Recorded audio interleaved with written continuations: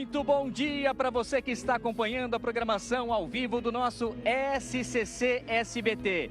Que satisfação estar aqui ao vivo do Mercado Público Aldírio Simões, completando nessa quinta-feira, dia 5 de fevereiro, 127 anos de história. Esse que é um dos principais pontos turísticos da capital do estado de Santa Catarina, o nosso Mercado Aldírio Simões, justamente com o boneco que dá o nome ao nosso mercado e que participa aqui do nosso Berbigão do Boca, esse fenômeno da comunicação do estado de Santa Catarina, Manezinho o Maior, Aldírio Simões, com seu programa consagrado aqui no SBT e também na TV Cultura, o Bar Fala Mané. Ele que sempre levou a cultura manezinha, a gastronomia, as festas, a essência manezinha, tá entendendo? E é justamente isso que nós estamos fazendo hoje aqui, comunicando para Santa Catarina, abrindo essa edição do nosso SCC Meio-Dia. E eu não sei se vocês já estão ouvindo, mas eu vou chegar um pouco mais perto aqui com o Nereu para mostrar a abertura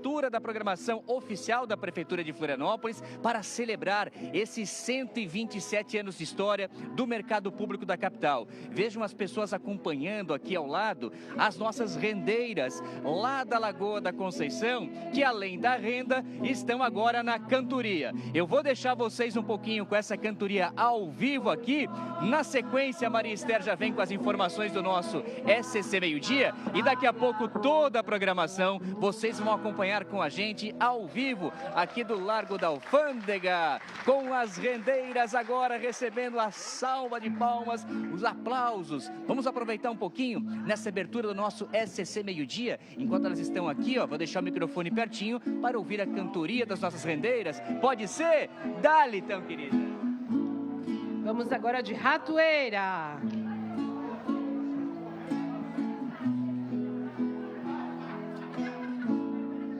Ratoeira bem cantada, faz chorar, faz padecer. Também faz um triste amante do seu amor esquecer. Meu galho de malva, meu manjericão, dá 3 pancadinhas no meu coração, dá 3 pancadinhas no meu coração, meu galho de malva, meu manjericão. Daqui a pouquinho tem todas essas informações ao vivo, é somente a abertura, gente. Às 11h30 tem o boi de mamão. Nós vamos ter também marcado para o 12h30. A programação oficial traz o corte do bolo do aniversário dos 127 anos do Mercado Público. Tem canção, tem música, tem gastronomia. Você conhece o prato típico manezinho lambe-lambe? Já comece? Nunca comece? Não conheces? Daqui a pouco a gente vai trazer também, porque está inserida nessa programação especial do aniversário dos 127 anos do Mercado Público. A gente continua por aqui, Maria Esther, daqui a pouquinho volto com mais informações nessa edição do nosso SCC Meio-Dia, também trazendo a cultura manezinha na programação do nosso SCC SBT, Maria.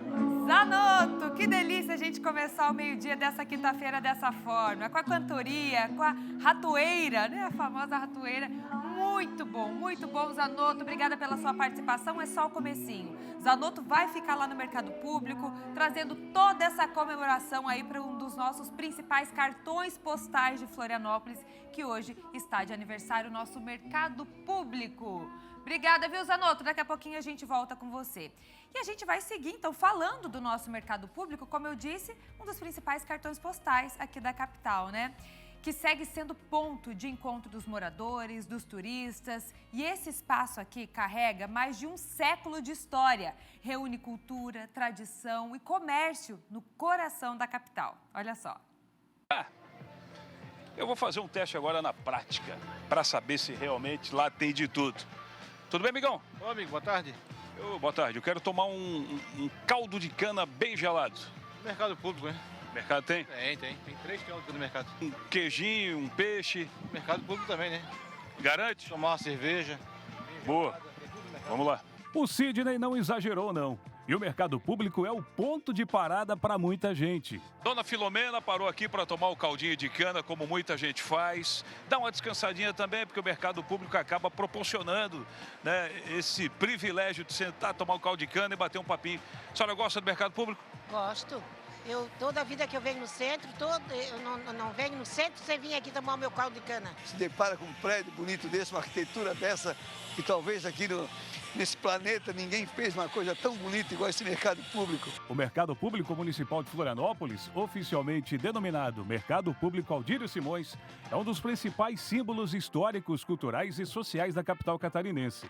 A origem do mercado remonta ao fim do século XVIII, quando comerciantes, pescadores e agricultores realizavam trocas em barracas improvisadas à beira-mar, próximas à atual Praça 15 de Novembro. O prédio atual começou a ser construído entre 1896 e 1899.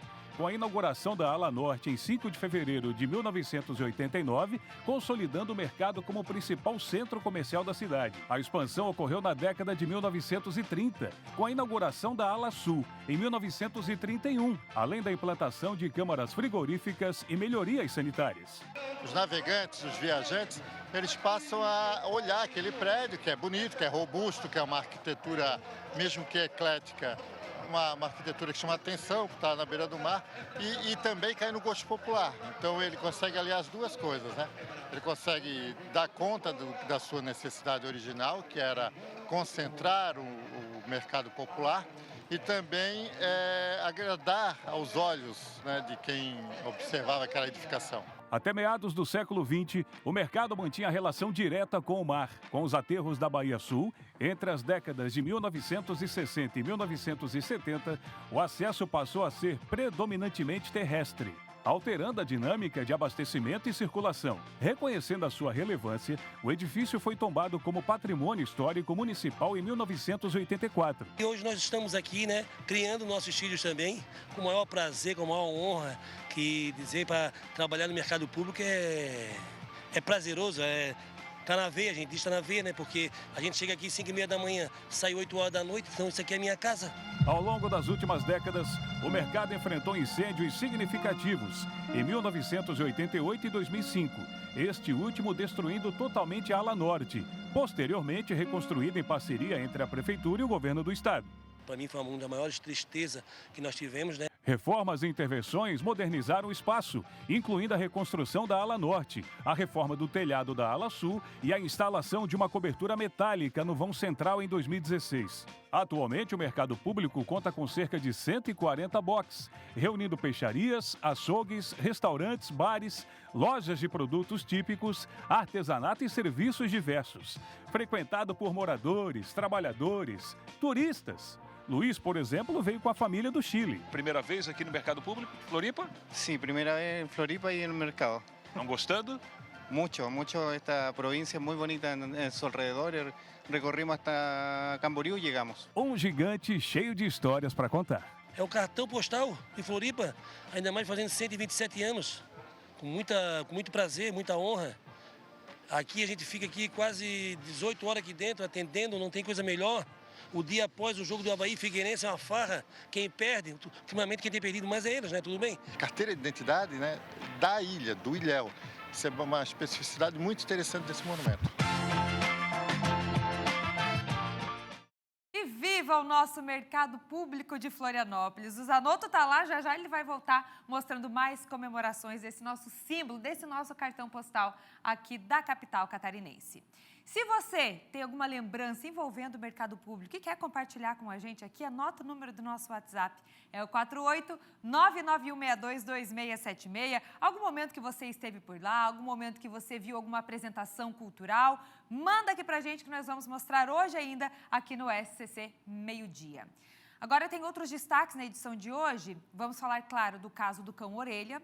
A delegada esclarece um novo vídeo em que o Orelha aparece vivo horas após a agressão. Esse vídeo que vocês estão vendo aí.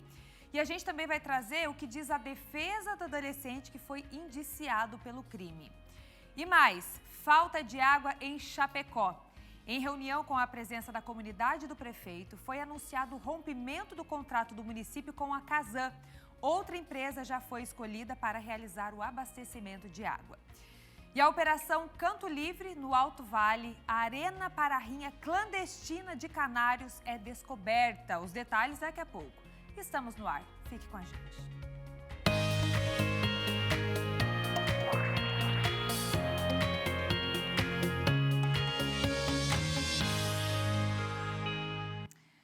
Horas e 10 minutos, a gente vai falar agora do caso Orelha. Nós falamos ontem que o inquérito foi finalizado e um adolescente foi apontado pela polícia como responsável pela morte do cãozinho Orelha. Ontem nós trouxemos o que disse a polícia e aí mais tarde nós tivemos uma entrevista com a defesa do adolescente. Então a gente vai agora ao vivo com a Sofia Gonzalez, ela vai contar todas as novidades desse processo. Bom dia, Sofia! Oi Maria, bom dia, tudo bem? Sol batendo forte aqui nesse momento, mas sim, ontem a gente trouxe então essa informação de que o inquérito foi finalizado pela Polícia Civil, né, em relação à morte do cão Orelha, e que um adolescente teria sido apontado como então o autor dessas agressões. A polícia trouxe vários pontos para defender essa hipótese e a gente conversou também com a defesa, que trouxe então o posicionamento deles. Ela é feita pelo advogado Alexandre Cali, que ele tem uma vasta experiência aí na Polícia Civil, porque também já foi delegado aqui em Santa Catarina. Um dos argumentos apresentados, então, pela polícia seria uma situação esquisita ali do retorno do jovem que estava nos Estados Unidos quando ele chegou ao aeroporto com uma situação com roupas, né? Segundo a polícia, imagens decisivas aí mostraram que esse adolescente estava usando um boné e também um moletom preto no momento que ele vai até a praia, isso por volta das 5h25 da madrugada do dia 4, sendo que ficou, as investigações mostraram então que as agressões aconteceram às 5h30 da madrugada. O adolescente passa então com essas roupas e retorna depois às 5h58.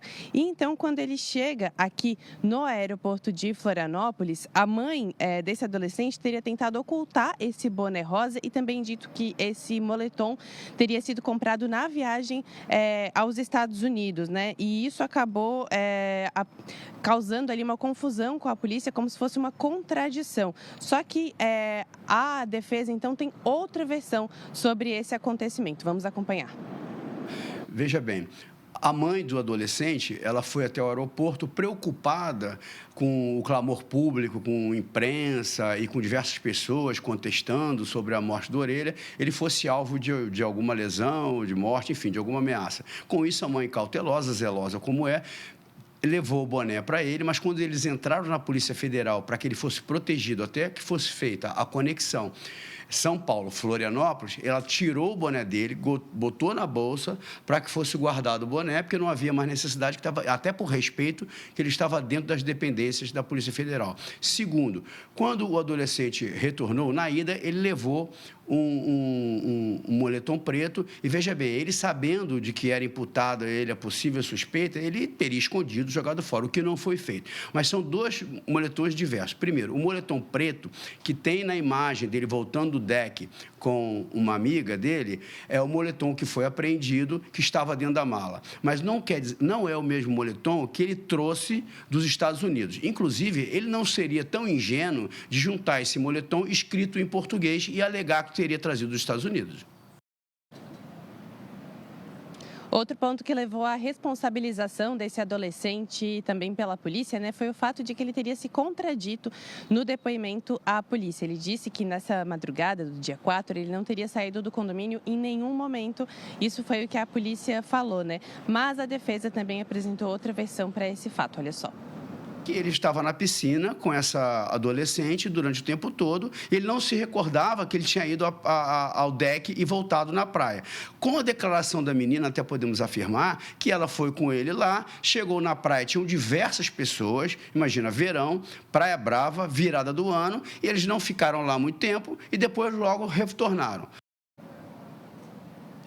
Começou a circular também ontem, né, um vídeo divulgado pela Defesa que mostra o cachorrinho Orelha andando ali pelo bairro, e a gente nota que pela data que aparece no vídeo, né, foi no dia 4, por volta das 7 horas da manhã. Então, como a polícia apontou que a agressão teria acontecido às 5h30, isso seria cerca de 1h30 depois da agressão. Esse vídeo foi mostrado, então, pela Defesa para tentar argumentar que o cachorro, né, estava bem, ele aparece ali andando e tal. E a gente questionou a polícia também se procede esse vídeo, né? E sobre isso, a delegada Marjorie disse que não descarta a hipótese, né, a investigação levantada por eles. Vamos acompanhar o que ela falou também. Pelo depoimento do próprio profissional que atendeu esse animal, se confirmou a versão de que essa lesão ela veio a evoluir ao longo desses dias. O profissional informou que não se tratava de uma lesão imediata, que esse animal havia sido agredido há cerca de 2 dias com um golpe na região da cabeça, e essa lesão evoluiu e ele veio aí a óbito durante o atendimento.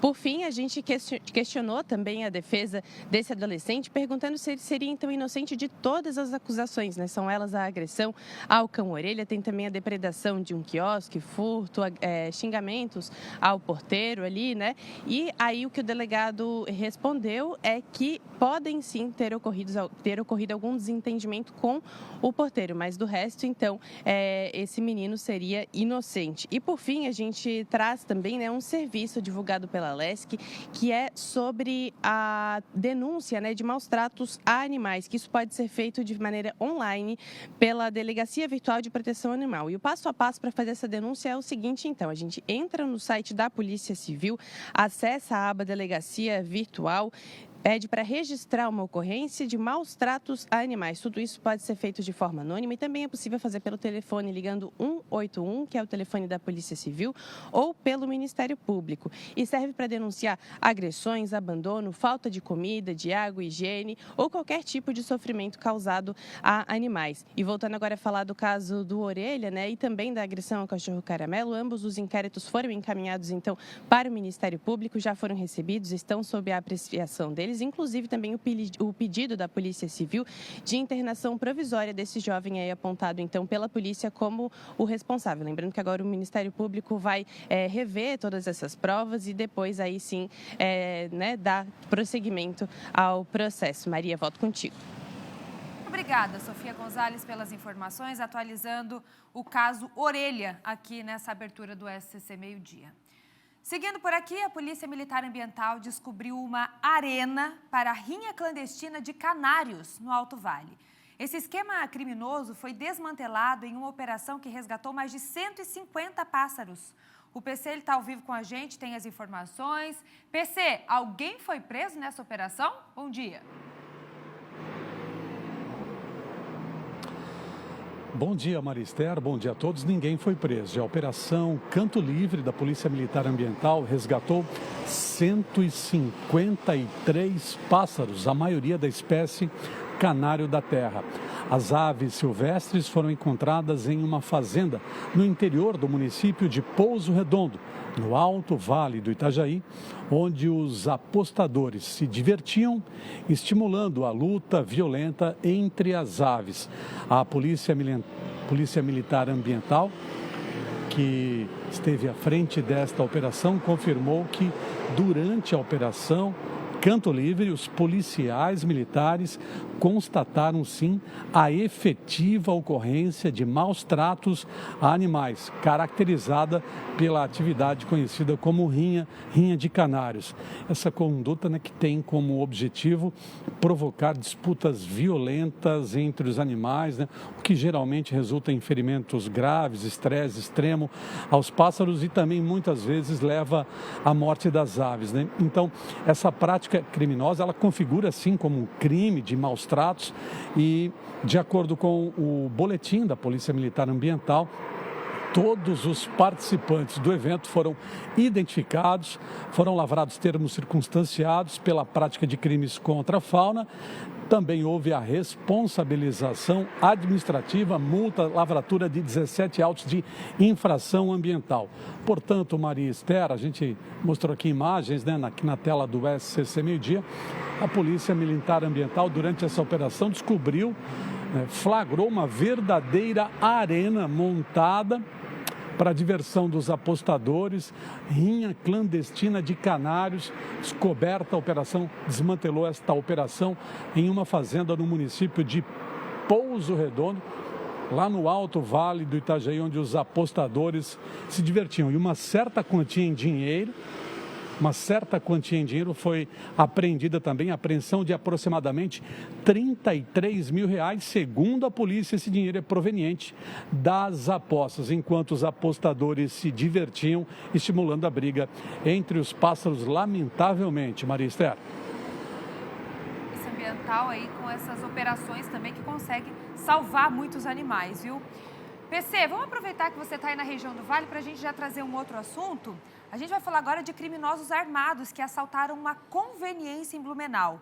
O veículo levado pelos bandidos já foi recuperado e a gente já sabe o que foi levado exatamente, PC? Olha, os bandidos daqui levaram o veículo de um cliente, os criminosos armados, que agiram inclusive com uma certa truculência, chegaram aqui ao local por volta das 9 horas da noite da última terça-feira. Antes da gente mostrar a imagem do assalto, eu vou pedir para o Felipe Andrade se movimentar aqui, porque nós estamos em frente ao estabelecimento comercial, é uma tabacaria, uma conveniência, que fica aqui na Gustavo Zimmermann, bem próximo ao terminal de ônibus. Então é um local movimentado, é um local com a movimentação de pessoas e passageiros do transporte coletivo, fica aí a uns 200 metros do terminal. Aqui está, ó, este é o estabelecimento, é uma tabacaria, conveniência, que vende cigarro, por exemplo, bebidas.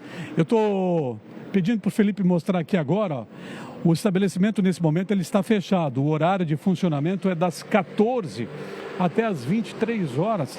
Agora, segundo um comerciante que fica aqui ao lado, ontem, o assalto aconteceu na terça-feira à noite. Os criminosos, como você vê agora aqui nas imagens da tela do SCC Meio-Dia, os dois homens armados, encapuzados, chegaram armados e rendendo todo mundo. Eles levaram daqui maços de cigarro, uma certa quantia em dinheiro, levaram também outros produtos da loja e levaram o veículo de um cliente, um Fox, que foi recuperado pela polícia aqui na Itopava Central no dia de ontem. Mas os bandidos seguem sendo procurados. E a informação que a gente tem é que, traumatizado e ainda com medo, o proprietário não abriu a tabacaria no dia de ontem. Eu tenho um profissional, o Ednei, que está aqui conosco. Ele é vizinho do estabelecimento que foi vítima, que foi alvo dos criminosos. E o Ednei estava me dizendo que há uma preocupação aqui de clientes e também dos próprios comerciantes com a insegurança aqui na região norte da cidade.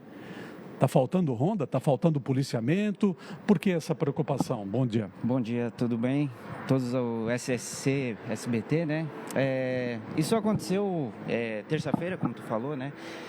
O pessoal veio de mão armada, assaltou, né? Levou alguns bens ali dos nossos amigos aqui do lado, né? E, cara, aqui as ruas, como vocês verem, de dia é tranquilo, né? Mas à noite o pessoal se aproveita um pouco porque tem menos visibilidade, menos pessoas para impedir que alguma coisa aconteça, né? Então, tudo pode acontecer, né? Inclusive que aqui, essa região, às vezes tem claridade e às vezes não tem, né? Falta iluminação pública, ela não está adequada, é isso? Às vezes as luzes se acendem e às vezes tem dias que as luzes estão apagadas. Antigamente tinha bastante ronda da Polícia Militar aqui também.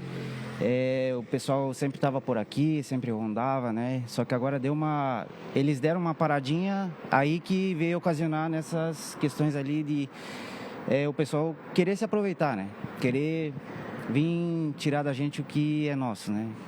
Assaltar, né? Fazer o que é tudo errado, né? A sensação é de insegurança, então vocês estão realmente preocupados? Isso, com certeza. A gente fica muito preocupado, né? Por conta da... Poderia ter acontecido com você também, né? Você saiu um pouco antes. Uma hora e meia eu saí antes e graças a Deus não aconteceu nada com a gente. A gente está com nossos bens tudo certinho, né? A gente tem maquinários aqui que chegam a valores muito altos, né? A barbearia, inclusive, é um local que a gente investiu muito. Então, a gente se preocupa com nossos bens, com a minha moto, inclusive, com nossos clientes, né? Então, é complicado e se a gente for, né, tem que rever tudo isso e repassar para melhorar, né? E o teu vizinho aqui ao lado, que foi vítima desse assalto, né? Ele comentava agora há pouco aqui ao vivo no SBT, ele não abriu ontem com medo, ainda traumatizado, preocupado, se sentindo inseguro. Cara, a gente fica, né, preocupado por conta que a gente está todo dia exposto, né? A gente está todo dia trabalhando, né, correndo atrás do nosso. E eu, como ele, eu senti a dificuldade ali dele ter abrido, né? Como eu também teria aquele medo, aquele receio, né? De estar aqui num local que né, veio esses meliantes e fizeram essa ação ali. É preciso mais policiamento? Então é preciso mais rondas para vocês se sentirem mais seguros por aqui? É preciso sim, com certeza, né? Ronda, Blumenau, todo mundo sabe, Santa Catarina também é um local que, uma cidade, né? Um estado que é muito seguro, um local que todo mundo, né, tem o seu aconchego por conta da segurança muito bem habilitada, né? Mas sempre tem um ou outro que vem de longe, né? Pessoas que podem não ser daqui e acabaram efetuando essa criminalidade por aqui, né? Agora, além da falta de iluminação pública adequada, como você destacou, essa região aqui também ela é rota de fuga para assaltantes, né, para ladrões, porque ela está próxima à rodovia aqui que dá acesso a outros municípios da região norte do estado. Isso, ela está próxima por conta que aqui tem uma rota de fuga que você pode ir quanto reto, você pode pegar sentido à vila. E ali em pouco à frente aqui tem uma ponte, que inclusive se o cara tiver de moto assaltar alguém, ele pode correr para cá, pegar a ponte, correr para algum lugar e se esconder, né? Então, eu acho que o policiamento devia ser muito mais reforçado, né? E manter a gente com mais segurança, né? Como a cidade sempre foi, né? Palavra do empresário aqui pedindo reforço no policiamento para a região norte da cidade. Boa sorte, irmão, Deus abençoe. Olha só então. Os bandidos levaram maços de cigarro, uma certa quantia em dinheiro, outros produtos da loja e levaram um veículo de um cliente também, um Fox. O assalto aconteceu na noite da última terça-feira. Os criminosos chegaram armados, rapidamente agiram, como a gente mostrou aqui no SCC Meio-Dia. Eles fugiram com o veículo da vítima. Mas esse automóvel já foi recuperado e encontrado, localizado no dia de ontem, aqui mesmo no bairro Itopava Central. E agora a polícia, a PM segue trabalhando, a Polícia Civil também, para tentar localizar e identificar os criminosos que agiram e tocaram terror aqui nesta tabacaria na Itopava Central, próximo ao terminal da Itopava Central. Voltamos ao estúdio. É você, Marister. O pessoal por aqui pede reforço no policiamento. PC, a gente até vendo essas imagens chama atenção e traz essa preocupação. São cenas que nós não estamos acostumados a ver em Blumenau, né? Pelo contrário, a gente sabe que é uma cidade muito segura, muito tranquila. E chama atenção, e esse pedido também agora desse comerciante que você entrevistou, de mais segurança. É claro que para os moradores também aí da região já traz essa sensação mesmo, né? Poxa, à noite não posso sair de casa, se tem alguém que chega do trabalho mais tarde, né? Isso traz essa preocupação e é por isso que a gente segue cobrando também mais policiamento, mais segurança para a região norte aí de Blumenau. Obrigada, PC, pelas informações. Uma reunião foi realizada há pouco no auditório da Prefeitura de Chapecó para debater a situação da falta de água no município. O encontro foi aberto à comunidade e foi anunciado o rompimento do contrato do município com a Casan. O Felipe Bastos, ele acompanhou, vai trazer agora todas as informações. E a gente quer saber, Bastos, o que exatamente foi debatido por aí? Conta pra gente. Bom dia.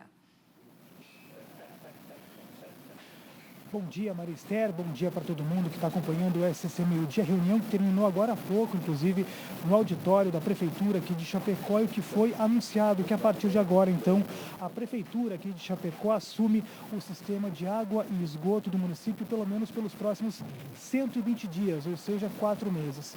Isso é por causa, diante de toda aquela situação que já não é de agora, vem de um bom tempo já, de muitos moradores que quase que frequentemente estavam registrando problemas no abastecimento de água, falta de água em muitos bairros aqui da cidade de Chapecó. O anúncio foi feito agora há pouco, inclusive, pelo prefeito João Rodrigues, que nós já vamos conversar daqui a pouquinho com ele ao vivo, até para poder entender o que vai acontecer a partir de agora. Mas antes disso, a gente conversou com alguns desses moradores que estiveram nessa reunião e eles relataram para a gente, viu, que muitos moradores, inclusive há mais de 5 anos, estavam enfrentando a falta de água nas residências. Vamos acompanhar.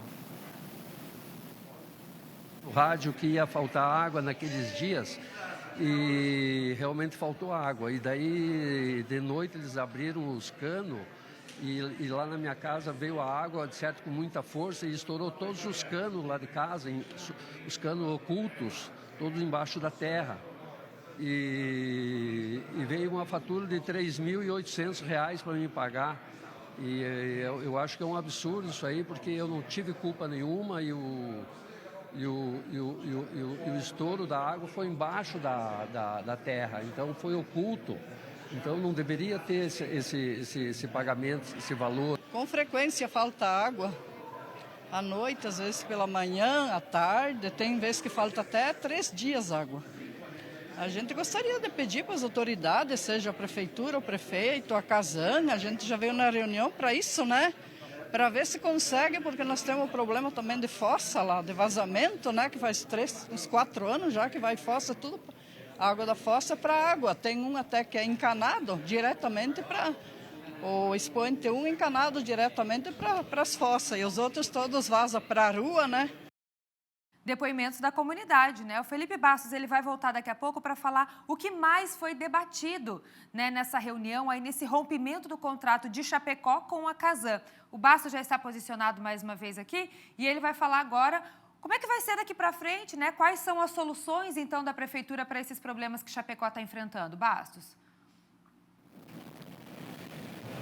E é sobre isso, né, Maria Esther, sobre o que vai ser feito a partir de agora, já que as reclamações são constantes aqui em Chapecó sobre a falta de água. E aqui a gente agradece já a disponibilidade. O prefeito João Rodrigues já está por aqui, prefeito, para falar sobre essa decisão, que, como o senhor mesmo falou ali na reunião, né, já vem sendo estudos esses iniciados em dezembro de 2024. Ou seja, a partir de agora, a prefeitura entende que não tem mais como manter a Casan realizando serviços. Bom dia. Bom dia a todos. Bom, nós comunicamos a Casan já em 2021 de que se ela não tomasse as providências para melhorar o sistema de atendimento da cidade de Chapecó, nós iríamos romper o contrato. Mantivemos uma boa relação com a empresa, ainda temos uma boa relação, mas é meu dever como prefeito cobrar sistematicamente os melhores serviços. A situação se agrava porque sistematicamente é a falta de água na cidade de Chapecó, mas ela se agrava pela falta de investimento também na questão do atendimento da redistribuição de esgoto, tratamento de esgoto. E o agravamento é de que em alguns bairros da cidade, na região do Leopoldo Sander, o esgoto sanitário que sai das casas do vaso está vazando e indo para a água que abastece a cidade de Chapecó. Então isso é muito grave. Diante de tudo isso também foi anexado o processo. A prefeitura, como contratante, ela tem o direito de questionar o serviço. E a empresa contratada desta concessão, que se chama Casan, não atendeu os contratos, ela não correspondeu com o compromisso. Por isso, nós, hoje, já decretamos a caducidade do contrato. Num prazo de até 120 dias, a Casan continua e o município assume com uma empresa especializada para fazer o processo de transição. Ou seja, esses 4 meses aí, 120 dias, é aquele processo, então, que vai ter de transição da saída da Casan para a nova empresa assumir definitivamente os serviços aqui. Exatamente. A partir de agora, nós temos esse procedimento juridicamente embasado, contratamos uma fundação para fazer todo o estudo e todo o levantamento e agora a gente acredita. Piamente, porque não é normal uma cidade com quase 300 mil habitantes viver o que Chapecó vive. Sistematicamente falta de água, a cidade não tem dificuldade em ampliar, inclusive o seu perímetro, novos bairros, novos loteamentos, é uma dificuldade gigante. Então, por isso, a decisão está tomada. Agora nós vamos proceder com a contratação de uma empresa e nesse prazo de 120 dias a gente assume o sistema. Como que fica a questão do contrato com a Casan, prefeito, a partir de agora? Foi rompido, daqui a pouco vai ter alguma cláusula, alguma coisa? Claro que o município também deve estar todo, juridicamente, ali, todo amparado por isso. Como que fica essa questão, prefeito? Bom, eu trato a prefeitura como se fosse uma empresa. A empresa, quando contrata uma terceira para prestar serviços, se ela não atende a expectativa, você demite, você troca. E a Prefeitura de Chapecó não é diferente. Nós temos uma contratada através de uma concessão pública, que ela tem que cumprir o que está previsto no contrato. Ela tem que atender a expectativa do cliente. Hoje 90% da população não quer mais a Casan. Então, a minha responsabilidade como líder, como prefeito da cidade, é atender a expectativa do povo e mais do que isso, cobrar o bom serviço. Então, poderá judicializar a Casan? Poderá, não tem problema nenhum. Nós não estamos atropelando a Casan. Estamos comunicando que nós não queremos mais o serviço dela. Por esta razão, baseado no descumprimento de contrato, nós voltamos a assumir, vamos indenizar, se é o caso. Se for caso de indenizar a empresa, a gente indeniza, ou se é o caso da empresa nos pagar, ela nos paga. Essa é uma outra discussão de levantamento de patrimônio.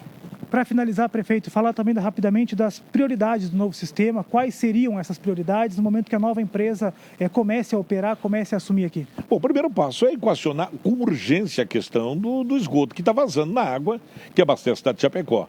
E, paralelamente, já dá sequência ao projeto para captar a água do consórcio da barragem de Foz de Chapecó para abastecer a cidade de Chapecó. Então, essa é a grande prioridade, além de consertar e trocar toda a rede que está no subsolo, que todo dia explode porque é uma rede podre, uma rede velha, e aí destrói toda a pavimentação da cidade de Chapecó. Então, a prioridade passa essa.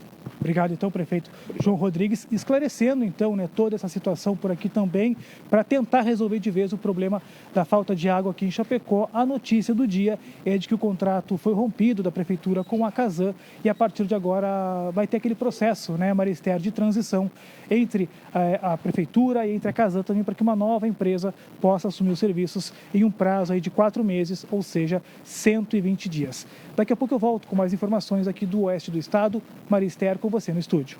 É isso, Passos, porque do jeito que tá não dá para ficar, com esgoto vazando, faltando água, ainda mais no verão. Agora a gente sabe que Chapecó e Extremo Oeste, eu vou trazer na previsão do tempo, daqui a pouco vai chegar a 40 graus amanhã, a região de Chapecó também é uma época que não dá para pensar em faltar água, na verdade nenhuma época do ano, Então a gente vai seguir de olho também nessa transição aí de empresas, que vão cuidar agora do abastecimento de água em Chapecó. Obrigada pelas informações.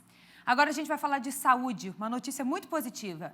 Mais de 40 novos leitos foram entregues hoje no Hospital Marieta, em Itajaí. E a conclusão deve garantir mais conforto aos pacientes. A Cris está chegando agora com mais informações. Cris, que notícia boa, hein? Um dia para você. Bom dia para ti, Maria, para todos que nos acompanham. Que bom falar de saúde e notícia boa, Esses 42 leitos reformados foram entregues agora há pouco, juntamente com a conclusão das obras do 8º andar do Hospital Maternidade Marieta Konder-Bornhausen. A gente lembra, o maior hospital público do estado, com quase 500 leitos. Olha, essas melhorias foram viabilizadas por meio de emendas impositivas da Câmara de Vereadores de Itajaí. Os investimentos foram totalmente aplicados nas obras de reforma, aquisição de mobiliários e também equipamentos, como camas, macas, as mesas de refeição e também televisores para garantir mais conforto, com certeza, para os pacientes.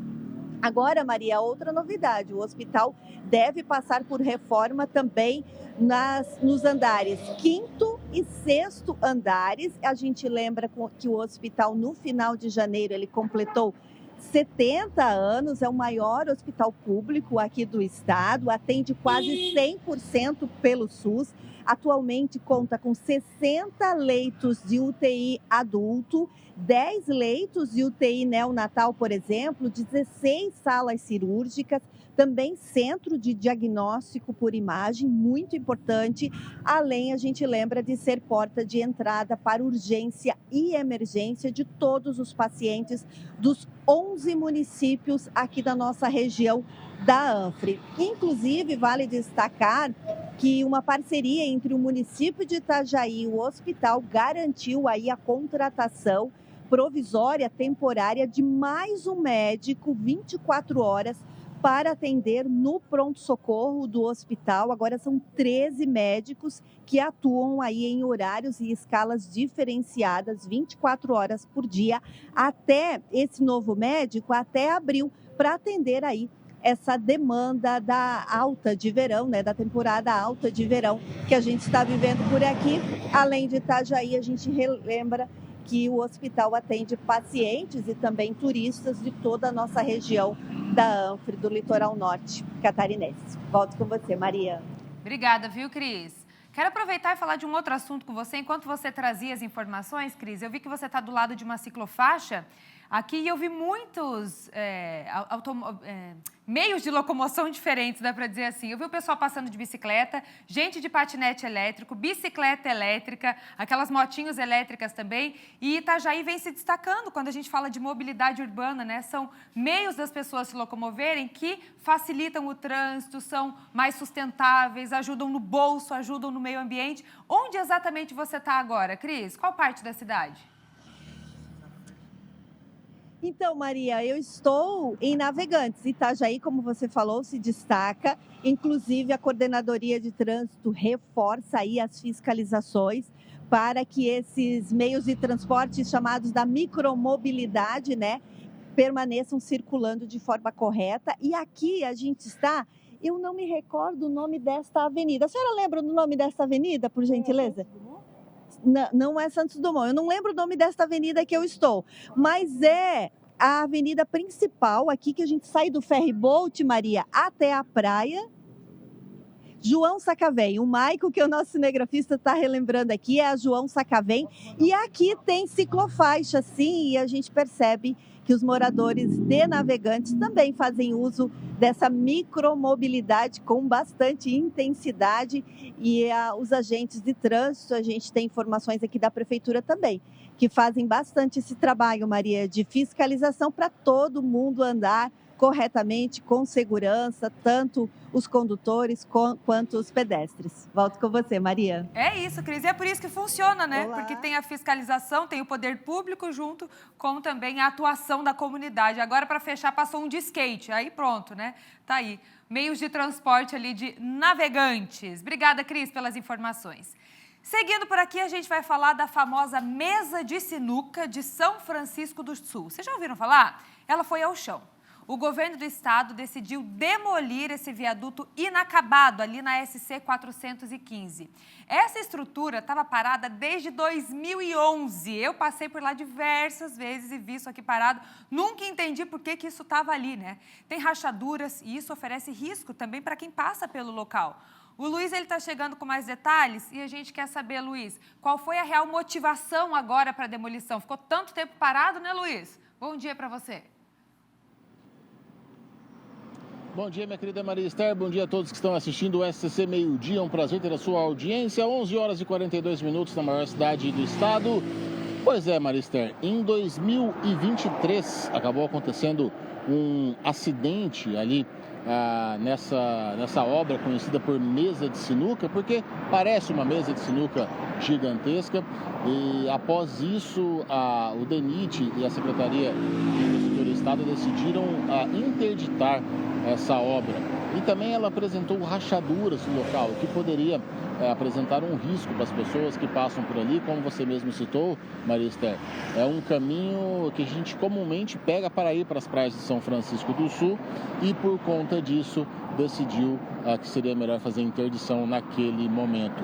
Em 2023, o DENIT chegou a lançar uma concorrência para que essas obras continuassem, mas não houve interessados, então esse edital acabou sendo cancelado. Nós entramos em contato hoje pela manhã com a Secretaria de Infraestrutura do Estado e eles nos informaram que a estrutura está comprometida, será demolida, como a pasta, a Secretaria no caso, já vinha defendendo na atual gestão. Um termo de acordo está sendo elaborado entre o DENIT e a Secretaria de Infraestrutura do Estado para que seja viabilizado legalmente essa ação. Assim que essa parte burocrática for vencida, a Secretaria iniciará o processo de demolição da estrutura. A famosa mesa de sinuca aqui de São Francisco do Sul irá para baixo, Maria Esther. Eu volto contigo. Pois é, Luiz, a gente até estava comentando aqui nos bastidores, né? Aquele tipo de obra que não serve para nada a não ser gastar o dinheiro da população, né? O dinheiro público, porque está ali parado, nunca serviu para nada aquilo ali, foi um gasto enorme para fazer, ficou parado e agora outro gasto, né? Para equipes, enfim, que poderiam estar focados em outra coisa, agora para demolir mais dinheiro público também investido por ali. Obrigada pelas informações, Luiz. A rua Jacinto Luiz de Oliveira, no bairro Armação, em Florianópolis, recebeu manutenção da prefeitura nessa quarta-feira, mas os moradores afirmam que o serviço é insuficiente. Estivemos lá ontem com o Tiaguinho, vocês lembram? Segundo a comunidade, esse local precisa de obras de drenagem e de pavimentação. A Prefeitura nos informou que a parte mais alta da via ainda depende de regularização, em andamento nas etapas técnicas, também administrativas. Enquanto isso, os moradores enfrentam dificuldades de acesso, já que veículos como o caminhão de coleta de lixo não conseguem nem sequer chegar lá ao trecho superior da rua. Eles têm que parar o carro lá embaixo, o caminhão, e descer e subir a pé.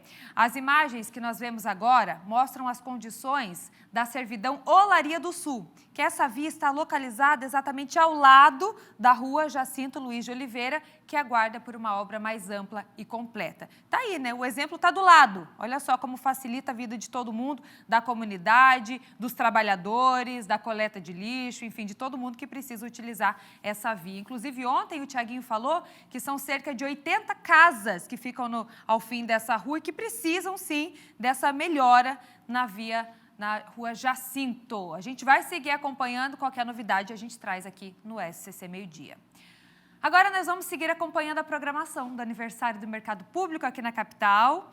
O Zanotto, ele está lá, ó, no nosso Mercado Público, que hoje está completando 127 anos. Olha só o nosso drone ao vivo mostrando toda a movimentação na região central de Florianópolis. Agora 11h45, imagens do drone de Nereu Filho. Voltamos em instantes, até já.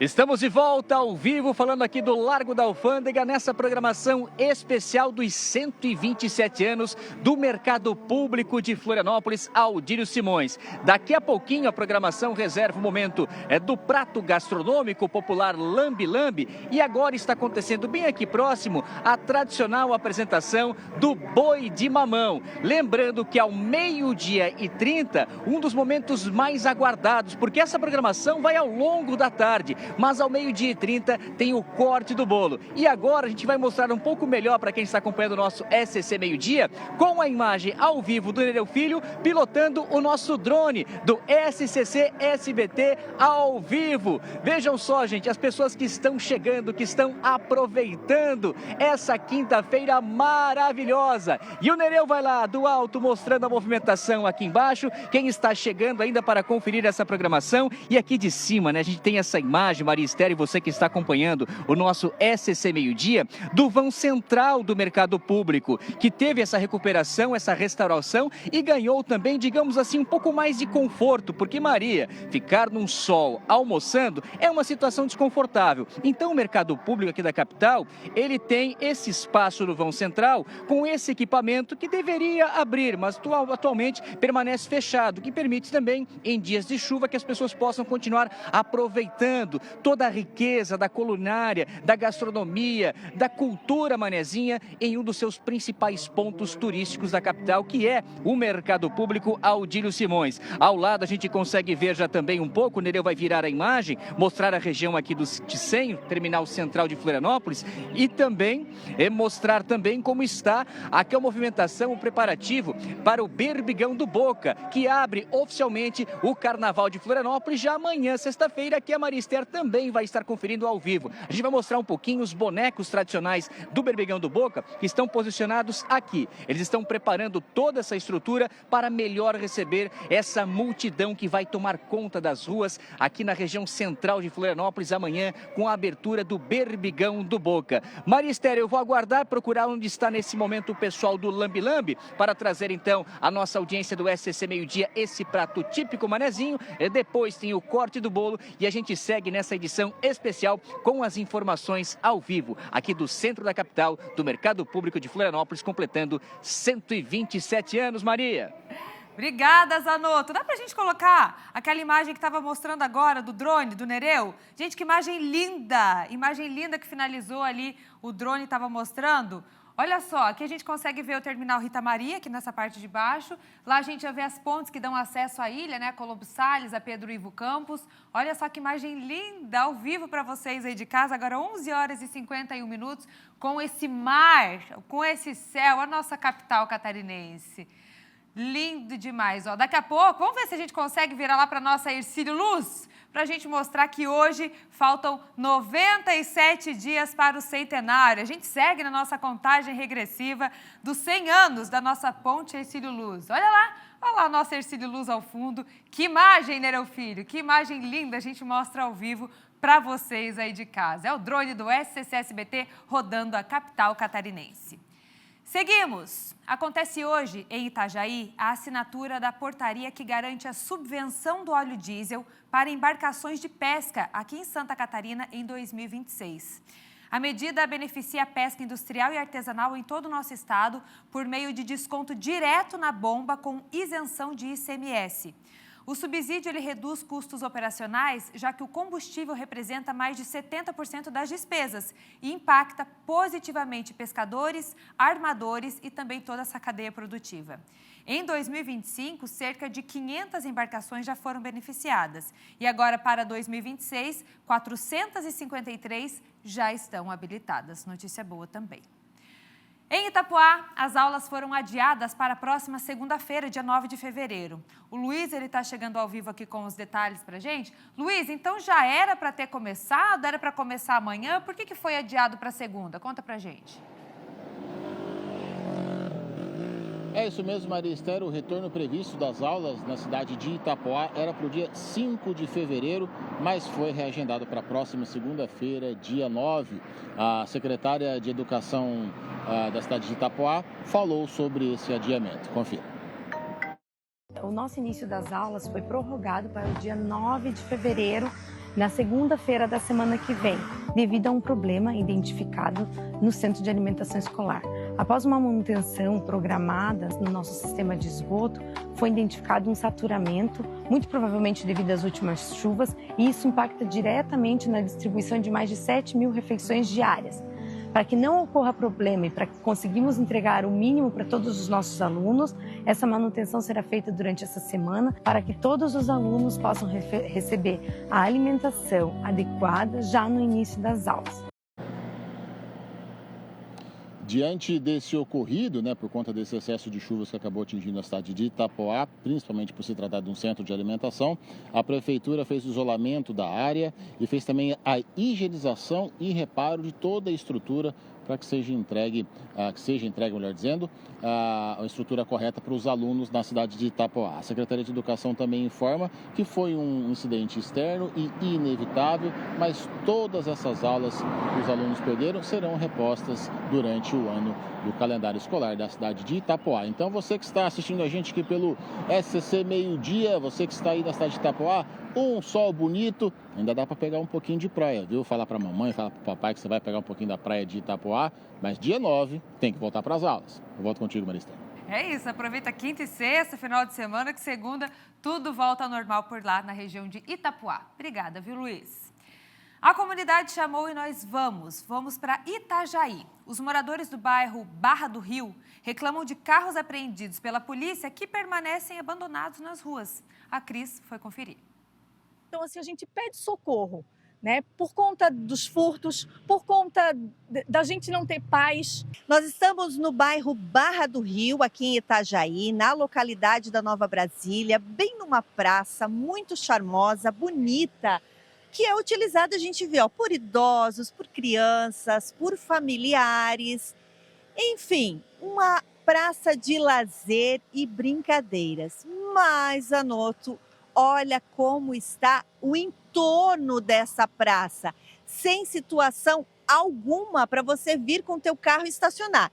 Isso porque, de acordo com os moradores que nos chamaram, esses carros que, segundo os moradores, são apreendidos pela Polícia Civil por conta de alguma irregularidade, estão aqui, estacionados, na verdade a gente percebe abandonados, já quase depenados. Tem um que está totalmente depenado há muitos anos. Segundo uma das moradoras, a Janaína, eles sofrem com essa situação desde a pandemia, desde 2020, e solicitam, claro, apoio do governo municipal e do governo estadual, da Polícia Civil, para resolver essa situação, que aqui em torno da praça não é a única, tá? A gente vai mostrar mais imagens para você. Agora eu vou conversar com os moradores.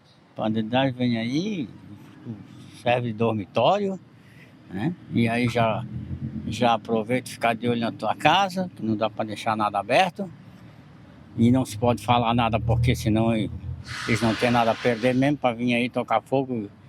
E tá essa tristeza assim, ó. Eu, na minha opinião, isso aqui, além de atrair inseto, vai atrair mais bandido. Porque aqui, pode ver, a maioria disso aqui tem gente morando, dormindo aí dentro aí, ó. Pode ver. Então, eu acredito que isso aqui não deveria ter, claro. Estou sentindo muito segura, não só por mim, né, mas por causa das crianças, né? Que também o estacionamento aqui, o pessoal do comércio tem prejuízo, né? Porque o cliente quer estacionar, já nem para, porque onde vai estacionar? Era por volta de meia-noite, né? Quando a gente escutou as explosões aqui, porque são perto de fio de luz, de alta tensão. E aí o carro começou a pegar fogo e automaticamente os fios já estouraram todos aqui. A gente correu, os vizinhos correram e realmente a gente viu que o carro estava pegando fogo. Ficam definitivamente aqui na nossa praça, né, impedindo as nossas visitas de estacionar, os comércios de ter estacionamento para os seus clientes, a unidade do centro educacional dos pais estacionar, a igreja, né? Nós temos a igreja católica aqui na praça. Então, assim, hoje a gente vive um pesadelo que parece não ter mais fim. Mas parece que a Polícia Civil, né, não tem para onde levar esses carros, um pátio, um espaço, e pediram, acredito que mais uma prorrogação de tempo. A gente não sabe ainda ao certo como é que vai ficar essa situação. Este carro foi roubado no início de janeiro deste ano em Balneário Barra do Sul. Foi recuperado pela Polícia Civil 2 dias depois e encaminhado para a delegacia de Itajaí. Por falta de um pátio, é um dos que estão em torno da praça e olha o estado do veículo. Em menos de um mês, foi completamente depenado. O irmão da proprietária do carro expressa a indignação. A gente está bem indignado. Meu cunhado e minha irmã são um casal de deficientes, trabalhadores. Tem o carro com todo o seu esforço, né? Conseguiram esse bem. A gente todo feliz que o carro tinha sido apreendido, né? E infelizmente a gente, depois de um mês, ainda não teve uma ligação da polícia para dizer que os carros estão apreendidos, ou que o carro vai passar por uma perícia, ou vai seguir os trâmites para poder ser liberado, né? Procuramos a prefeitura, já que a comunidade também reclama sobre a questão da água parada dentro dos veículos, que pode se transformar em criadouro do mosquito da dengue. Em nota, a Vigilância Sanitária informou que vai emitir notificações formais aos órgãos competentes, incluindo o Governo do Estado e Poder Judiciário. Já a Secretaria Municipal de Assistência Social e Cidadania informa que o serviço de abordagem social funciona diariamente das 6 horas da manhã à meia-noite, atendendo de forma contínua diferentes pontos da cidade, incluindo esta região, que o lugar é visitado constantemente pelas equipes que realizam orientações e oferecem encaminhamentos à rede de atendimento. Entramos em contato com o delegado regional da Polícia Civil aqui de Itajaí, que nos informou estar ciente sobre essa situação e nos garantiu que está sendo construída uma parceria entre as polícias civil, militar, científica, Poder Judiciário e também Ministério Público de Santa Catarina para resolver esse problema dos moradores daquela comunidade. Nos garantiu que deve ser resolvido num prazo máximo de 30 dias. E nós recebemos também o retorno do Poder Judiciário, que reforça por nota que o Poder Judiciário não tem participação em convênio para a contratação de guincho e que a apreensão e a guarda de veículos em situação que envolvem procedimento judicial já são de responsabilidade da Polícia Civil. Que esses veículos podem ficar sob custódia das forças policiais ou recolhidos em depósitos municipais ou estaduais, a depender de cada localidade.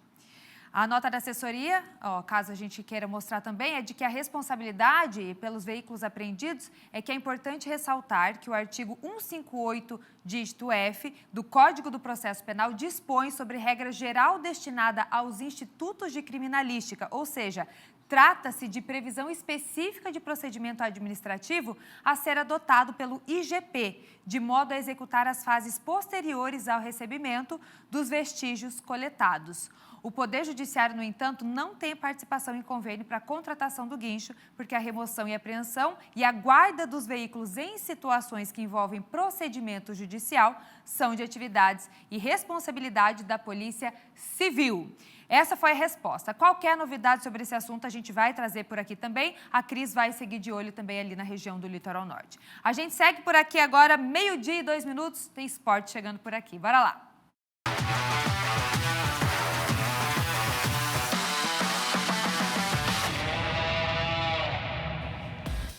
Boa, Maria! Olá para você que está em casa. É hora da gente falar de esportes por aqui, porque nós vamos falar do Campeonato Brasileiro. Chuva de gols, viu, nessa abertura da segunda rodada do Brasileirão. As redes balançaram 23 vezes. Então, vamos conferir alguns desses lances que movimentaram a noite de quarta-feira. No Maracanã ficou tudo igual para Flamengo e Internacional. Foi o Colorado quem abriu o placar. Carboneiro arrancou em jogada individual e deu grande passo para Borré, que cortou da marcação e fez o gol. No segundo tempo, o Bernabé chegou atrasado no lance e derrubou Varela. Pênalti para o rubro-negro. Arrascaeta foi para a bola e estufou as redes. O Mengão quase virou com o Carrascal, mas Rocher com o pé salvou. E terminou assim no Rio de Janeiro. Flamengo 1, Internacional também 1. Empatado também foi o resultado do clássico Sansão na Vila Belmiro. O Santos abriu o placar no finalzinho do primeiro tempo. O zagueiro Adonis mandou uma bomba de longe. O goleiro Rafael deu rebote e a bola caiu nos pés de Zé Rafael, que estava no lugar certo, na hora certa e só guardou. 1-0 Santos. Na etapa final, o São Paulo continuou em cima em busca do gol. Lucas cruzou na medida e Caleri levou a melhor contra a marcação e de cabeça deixou tudo igual. E acabou assim, Santos 1, São Paulo também 1. Em um jogaço de bola, o Grêmio venceu o Botafogo por 5-3 de virada. Reencontro do técnico Luiz Castro do Tricolor com o ex-time. Olha aí, né? Aquela lei do ex, hein? Que quase nunca falha. Quem abriu o placar foi o Botafogo. Barbosa passou para Arthur Cabral, que limpou da marcação e fez o gol. O Grêmio empatou logo depois. Bobeira da marcação do Botafogo, Carlos Vinícius aproveitou e sozinho deixou tudo igual. O Glorioso ampliou com um bonito gol. Montoro deu passe para Danilo, que acertou um belo voleio para fazer 2-1. Na segunda etapa, não demorou muito para o time gaúcho empatar. Amuso cruzou e Carlos Vinícius, de cabeça, balançou as redes. O Vira veio logo em seguida e de pênalti. Na disputa pelo alto, Thales tocou com o braço na bola dentro da área. Penalidade marcada e Carlos Vinícius, no cantinho, marcou o terceiro. O tricolor chegou ao quarto gol após cruzamento de Amuso. De novo, TT mais rápido que a marcação, de primeira, balançou as redes. Com a vitória já encaminhada, o Grêmio ainda fez mais um. Aos 33, Neto espalmou uma bola e Edenilson só empurrou para fazer o quinto. O Fogão descontou com Danilo, com outro voleio que ainda contou com o desvio antes da bola entrar. E terminou assim na Arena. Grêmio 5, Botafogo 3. E vamos conferir os outros resultados de quem balançou as redes. Pode colocar aqui na tela pra gente, nessa segunda fase, abertura da segunda fase do Campeonato Brasileiro. Flamengo e Internacional, vocês viram 1-1, Bragantino e Atlético Mineiro. Ficou 1-0 pro Bragantino, Santos e São Paulo. 1-1, Remo e Mirassol também, mais um empate 2-2. Palmeiras, que goleou também o Vitória 5-1 e o resultado do Grêmio 5-3, muitos gols. E segue, viu, o nosso Campeonato Brasileiro, porque hoje é a vez da Chape entrar em campo. O Verdão do Oeste vai até o São Januário para enfrentar o Vasco, em busca dessa segunda vitória na competição. Depois de estrear com vitória na Série A do Brasileiro, a Chape vai em busca de mais 3 pontos, dessa vez fora de casa. Tendo que se dividir entre brasileiro e catarinense, os comandados do Gilmar Dalpozo vivem uma boa fase nas competições, com 12 gols marcados e apenas 3 sofridos nos últimos 3 jogos. Já o adversário não vive o mesmo momento. Sabemos da história do Vasco, que é um grande clube. A gente estuda, né? E a gente vai ver o que o professor tem para falar ali para a gente ir lá e surpreender eles. E foi como eu falei antes, independente da situação que eles vivem no momento, eles são uma grande equipe, tem grandes jogadores lá. E o Vasco é um time muito grande, então a gente tem que ir lá preparado para fazer um grande jogo. Vasco e Chape se enfrentam hoje, às 8 horas da noite, no São Januário. Chapecoense, que tem 2 competições, né? Como a gente trouxe, além do Campeonato Brasileiro Série A, também está aí no quadrangular do Campeonato Catarinense. Sem tempo, viu? Não dá para mudar elenco, são os melhores em campo e o técnico Gilmar Dalpozo está trabalhando pra caramba. Mas agora vamos trazer uma notícia do Campeonato Catarinense, porque a situação não tá legal lá pela região norte do nosso estado. Na lanterna, no quadrangular da morte, ainda sem vencer em 2026, o Joinville vive uma crise dentro e fora de campo. Ontem a gente mostrou aqui, ó, as imagens que vocês estão vendo, a gente mostrou que no jogo contra o Marcílio Dias, onde o Marcílio Dias venceu, essas cenas lamentáveis, né, onde torcedores jogaram sinalizadores no campo e o jogo ficou parado por 52 minutos. E claro que toda ação tem uma reação. Devido a isso, devido a essa situação, o Joinville vai ser punido. Relatado em súmula pelo árbitro da partida, o Tribunal de Justiça Desportiva de Santa Catarina agiu. Foi determinado, então, a perda de mando de campo do Joinville por 3 partidas e sem torcida.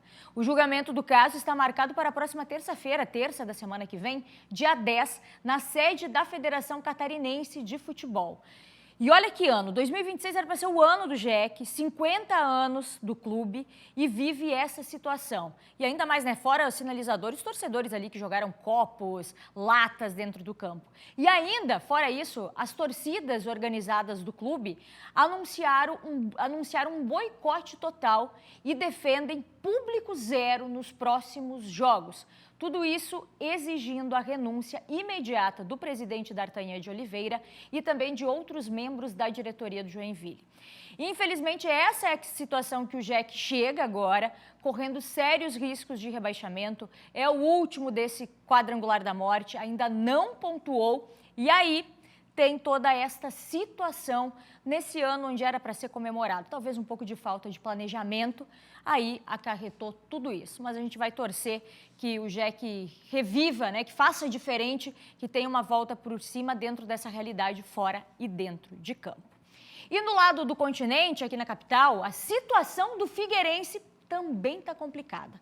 Na noite desta quarta-feira, torcedores do Alvinegro se reuniram em frente ao memorial do estádio Orlando Scarpelli, tá aí as imagens, para protestar sobre o atual momento do clube. Faixas, bandeiras, tudo com dizeres contra a diretoria do clube. Afinal, o Figueirense, assim como o Joinville, está brigando para não rebaixar para a Série B do Catarinense. Além dos protestos, aí ó, pipocas, né, milhos foram espalhados pelo chão na entrada do estacionamento.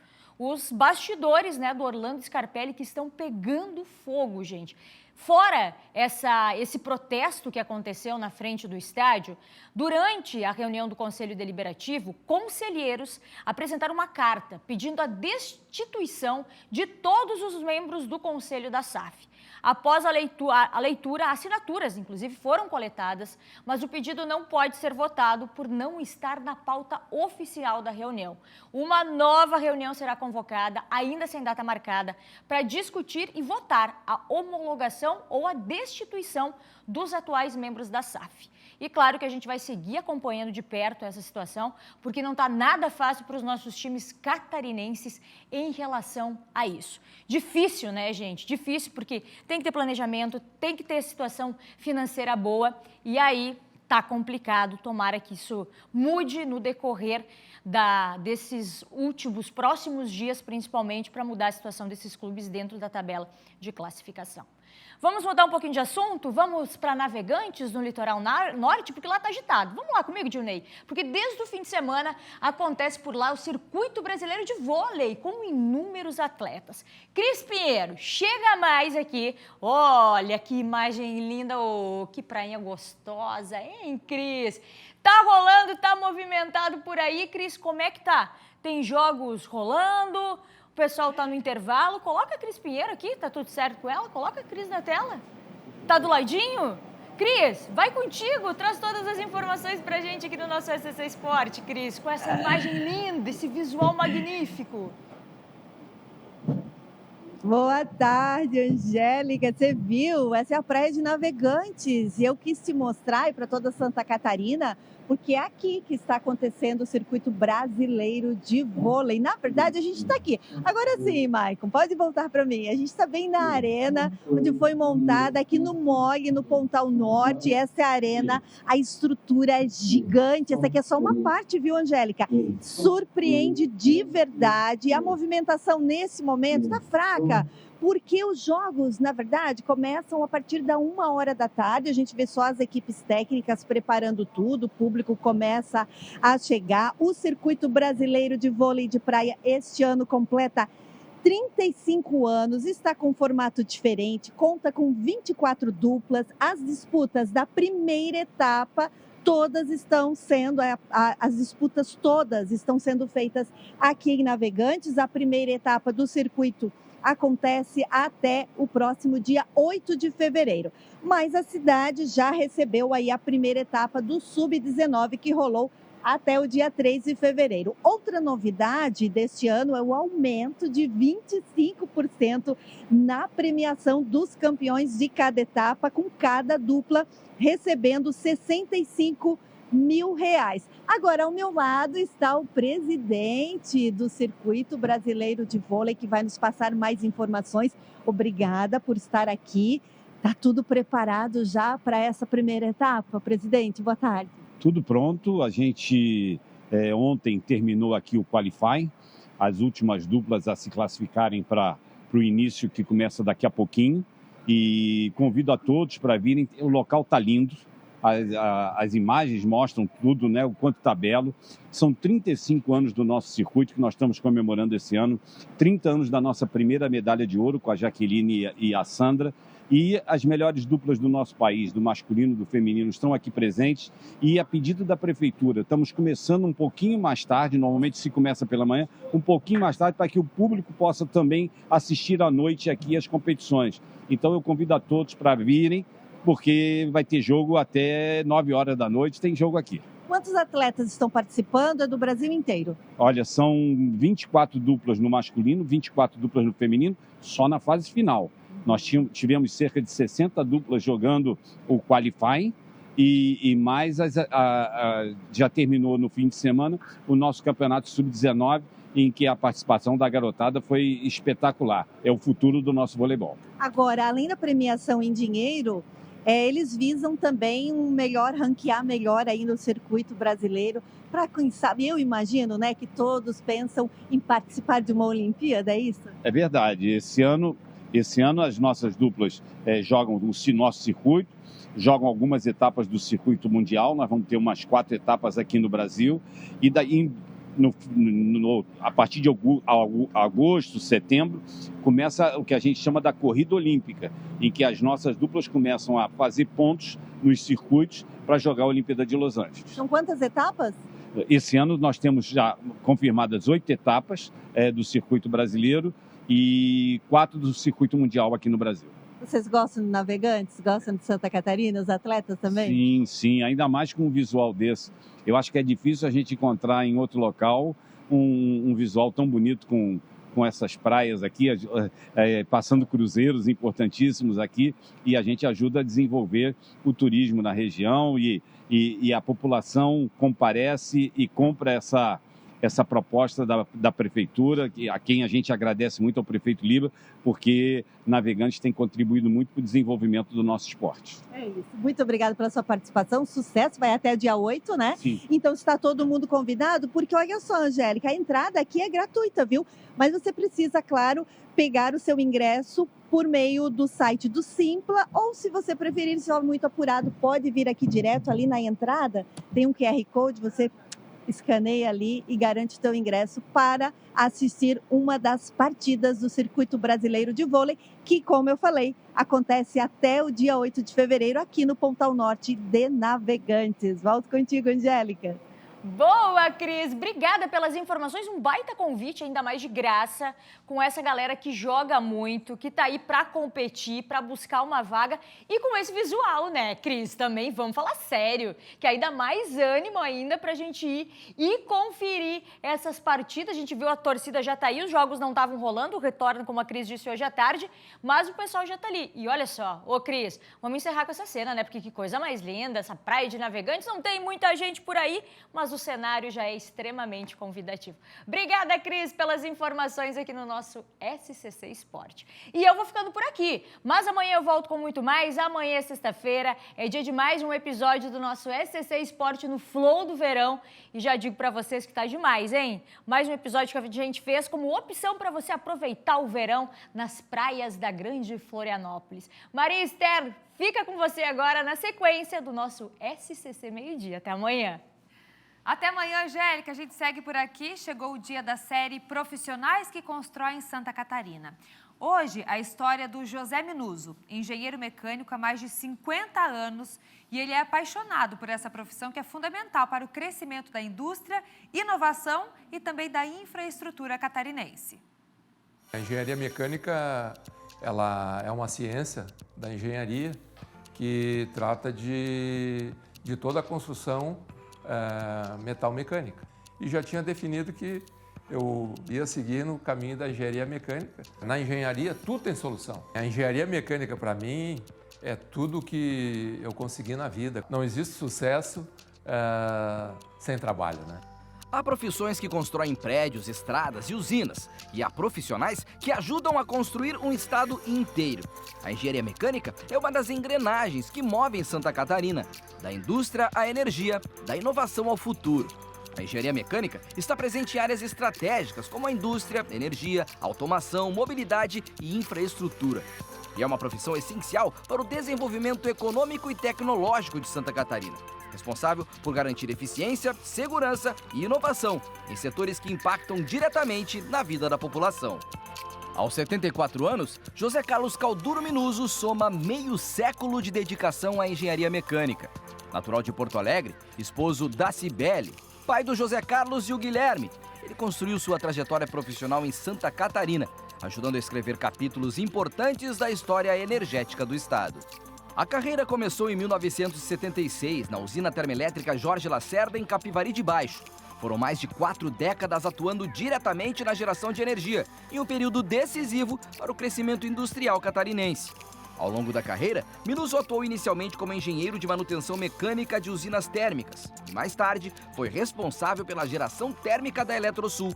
Após esse período, em 1999, assumiu a direção de produção de energia da Tractebel, hoje Engie Brasil Energia, uma das maiores empresas do setor elétrico do país. A engenharia mecânica ela entrou na minha vida desde quando eu saí da escola primária, e a minha escola ginasial foi uma escola voltada para a profissionalização. Quando eu estava fazendo a escola técnica, vendo o que acontecia em termos de desenvolvimento que estava acontecendo naquele momento no país, eu vi também que tinha um sonho de fazer engenharia mecânica. E ali então começou toda essa história que eu tive ao longo de 50 anos, né, fazendo vários trabalhos, mas sempre destacando a questão de trabalho em equipe, né? Projetos em equipe que ajudaram a ampliar, modernizar e garantir a segurança da matriz energética catarinense, conectando engenharia, desenvolvimento econômico e qualidade de vida. A engenharia mecânica ela vai transformar minerais, né, em materiais, e esses materiais vão servir para a construção fabril, para a construção de componentes, de equipamentos, de máquinas, que vão gerar essa transformação que acontece desde a primeira Revolução Industrial. A trajetória profissional de Minuso se confunde com a própria evolução da engenharia mecânica. Ao longo das décadas, a profissão acompanhou o avanço da automação, da inovação tecnológica e, mais recentemente, da transição energética. Essa evolução tecnológica ela vem acontecendo desde a Revolução Industrial, que aconteceu com o advento da informática, né? As coisas se tornaram mais rápidas, principalmente no sentido da informação, quer dizer, informações que nós demorávamos, às vezes, passar um telex para receber uma comunicação de como deveria ser feita uma manutenção. Hoje, tu conversa com o fabricante que está em qualquer lugar do mundo, tu conversa com ele fazendo a manutenção no local. Depois da automação, que tudo foi automatizado, né, em termos de processos, então coisas que às vezes eram feitos todos mecanicamente, hoje são feitos de forma eletrônica, né? Então isso foi um ganho muito grande. Eu vejo que essa evolução ela continua se dando muito rapidamente, né? Mesmo aposentado, ele segue ativo. Desde 2016, atua como consultor de engenharia na área de processos industriais, planejamento energético e sustentabilidade. Também contribuiu com a profissão fora das empresas, como conselheiro do CREA entre 2016 e 2021, ajudando a fortalecer e valorizar as engenharias no estado. São 50 anos dedicados à engenharia, muitas equipes lideradas, muitas cidades por onde ele passou e, claro, muitos projetos. Isso tudo veio reconhecimento do CREA. São Minuso, importante reconhecimento, né? Esse reconhecimento foi importantíssimo, né, na minha vida profissional, pelo tempo de trabalho. Até hoje continuo ainda envolvido com a nossa Associação Regional de Engenheiros e Arquitetos da cidade de Tubarão. E a gente tem esse orgulho de estar sempre participando, de estar auxiliando a sociedade, fazendo com que exista um desenvolvimento e um crescimento de todos. Importante depoimento, seu Minuso. E para quem sonha seguir a engenharia mecânica, o recado é claro. Mais do que dominar números e tecnologias, é preciso curiosidade, responsabilidade e compromisso com a sociedade. Em um estado industrial, inovador e em constante crescimento como Santa Catarina, o engenheiro mecânico segue sendo peça fundamental para transformar conhecimento técnico em desenvolvimento, oportunidades e futuro. Eu fiquei 3 meses sem ir em casa, tá? Então, tu tem que ter a decisão de que tu vai te dedicar ao teu trabalho. Tem que ser dedicado àquilo que tu estás fazendo e saber trabalhar em equipe. Ninguém faz nada sozinho. Tu vai ter que depender sempre das pessoas que estão contigo. Fazer com que aquelas pessoas se sintam partícipes daquilo que está sendo feito. Porque se isso não acontecer, não vai dar liga. Na engenharia, tudo tem solução, né? Quer dizer, tu não pode desistir na primeira vez que tu vai fazer um trabalho, uma soldagem e não dá certo, tu achar que aquilo ali não vai dar certo. Tem uma forma de fazer. E essa forma de fazer vai ter que ser encontrada. Depois de 5 décadas dedicadas à engenharia, o que fica é a certeza de que escolher essa profissão foi, acima de tudo, uma escolha de vida. Eu agradeço todos os dias por ter feito engenharia, por ter formado a minha família, ter formado os meus amigos, ter formado todo o conhecimento que eu tive no setor elétrico, na indústria como um todo. É aquele orgulho bom de sentir que se eu não tivesse feito engenharia mecânica, talvez eu não estivesse na condição que eu estou hoje. Eu faria tudo de novo, mas é claro que tem algumas coisas na engenharia que a gente tem que falar, tá? E uma delas é que quem fizer engenharia mecânica ou fizer uma outra engenharia vai sonhar com prova a vida toda. Até hoje eu sonho com as minhas provas de engenharia. Não existe sucesso sem trabalho, né? O sucesso existe porque tu teve trabalho, tu pode ter tido decepções, mas tu tem que vencer aquelas decepções, tu tem que enfrentar os desafios, tu tem que saber que tu vai conseguir resolver as situações que acontecem ao longo da tua vida. Histórias como a de José Carlos Calduro Minuso mostram que a engenharia mecânica não constrói apenas máquinas e usinas. Constrói trajetórias, legado e uma Santa Catarina mais forte. Exemplos de profissionais, né? Que dá gosto da gente mostrar aqui no meio-dia. Bora para o intervalo? A gente volta em instantes com outras notícias aqui de Santa Catarina e tem imagens ao vivo de Itapema, região do litoral norte. Essa imagem que a gente adora mostrar para vocês aí de casa. A gente já vê o tempo, como é que tá aqui pelo nosso litoral e já dá uma espiada também ali na movimentação da BR-101. Tudo muito tranquilo na BR e o tempo azul com esse céu e com esse calor. Já já tem a previsão do tempo. Até já.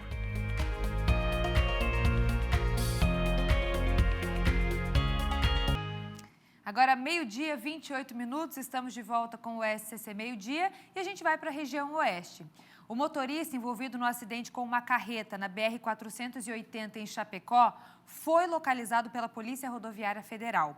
Ele não parou para prestar socorro e aí acabou sendo levado para a delegacia.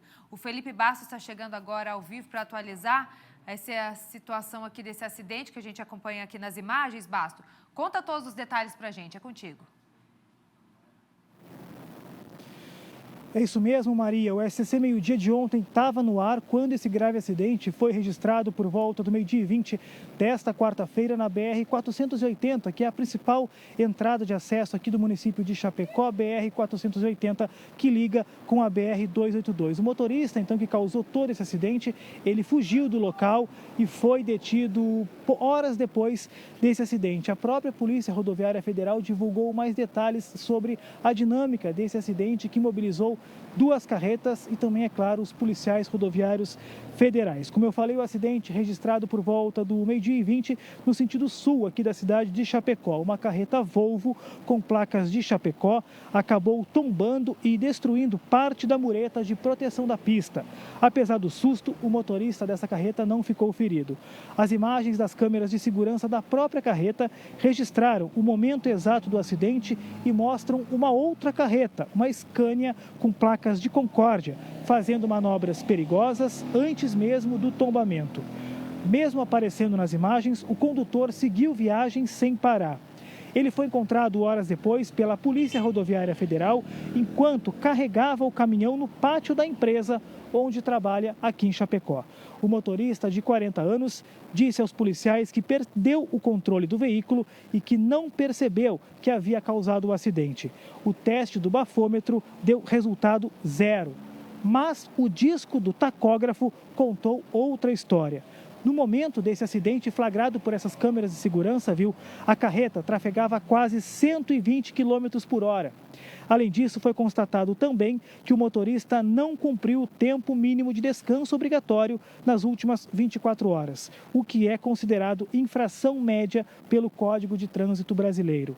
Ele foi encaminhado para a delegacia da Polícia Civil aqui de Chapecó, onde pode responder pelos crimes de fugir do local do acidente para evitar responsabilidade penal ou civil. Por causa das manobras arriscadas e registradas em vídeo, também pode responder por direção perigosa ao colocar a vida em risco de outras pessoas na rodovia. Marister, detalhe importante desse acidente que foi flagrado pela própria câmera da carreta e que bom que ninguém se machucou desse acidente. Maria, agora sim devolvo para você no estúdio. Muito bem, Bastos. Obrigada pelas informações. As obras da triplicação da SC 401, a principal ligação entre o centro de Florianópolis e o norte da ilha, seguem em andamento e entram agora numa fase considerada decisiva. A previsão é finalizar tudo ainda esse ano, mas olha só, ainda tem bastante coisa para ser feita. Tem a terceira pista para finalizar, tem as ciclofaixas, a instalação das passarelas, construir os elevados, concluir as vias marginais. Será que dá tempo? Os serviços na SC 401 acontecem principalmente durante a madrugada, das 11 da noite às 5 da manhã, período de menor fluxo de veículos. Mas a movimentação por aqui é contínua. A implantação da terceira faixa ainda está sendo finalizada, com frentes de trabalho concentradas especialmente no maciço do Morro das Madeireiras e no trecho do cemitério Jardim da Paz, pontos críticos da rodovia. Enquanto a terceira pista avança nesses trechos, o governo do estado também deu início à próxima etapa da obra, que prevê a construção de elevados. Nós estamos na fase ainda de pista, porque o maciço de rocha que tem aqui na subida no Morro das Madeireiras, quem vem sentido norte e centro, ainda está tendo uma intervenção importante, né? Também estamos equacionando a questão das terceiras faixas, né? Quem o pessoal observar ali nas mediações do centro administrativo, e também as marginais, né? Quem vai tanto sentido norte, né, a partir do centro administrativo, como quem vem do norte sentido centro, aqui nos Morros na Madeireira, né, no que diz respeito ali ao elevado da Avenida da Saudade. Parte dessas marginais já foi executada, mas cerca de 50% ainda está em fase de implantação, principalmente no sentido centro. A obra obra também atende ciclistas e pedestres com a instalação de ciclofaixas e passeios com nível um pouquinho acima da pista. Também está prevista a instalação de novas passarelas a partir de março. Eu solicitei que fosse uniformizado, ou seja, aquilo que existe já na Avenida Saudade, que existe na 401 no sul da ilha, para que a gente faça um padrão estético também. Então, as duas que nós temos hoje aqui na 401, elas serão substituídas por elementos novos em conformidade com aquilo que já existe em Floripa. O projeto de triplicação da SC 401 é uma das principais obras de mobilidade urbana em andamento em Santa Catarina e integra o programa Estrada Boa. A expectativa é de que a obra seja entregue antes do próximo verão. Nós conseguimos na primeira fase antecipar em 7 meses, o que foi um ganho, obviamente, para todo mundo, né? Quem observa o movimento dessa rodovia é uma coisa impressionante, mas a gente conseguiu dar fluidez no trânsito, então antecipar. E essa é a nossa expectativa também, que a gente possa estar finalizando a obra, entregando para os catarinenses ainda nesse ano.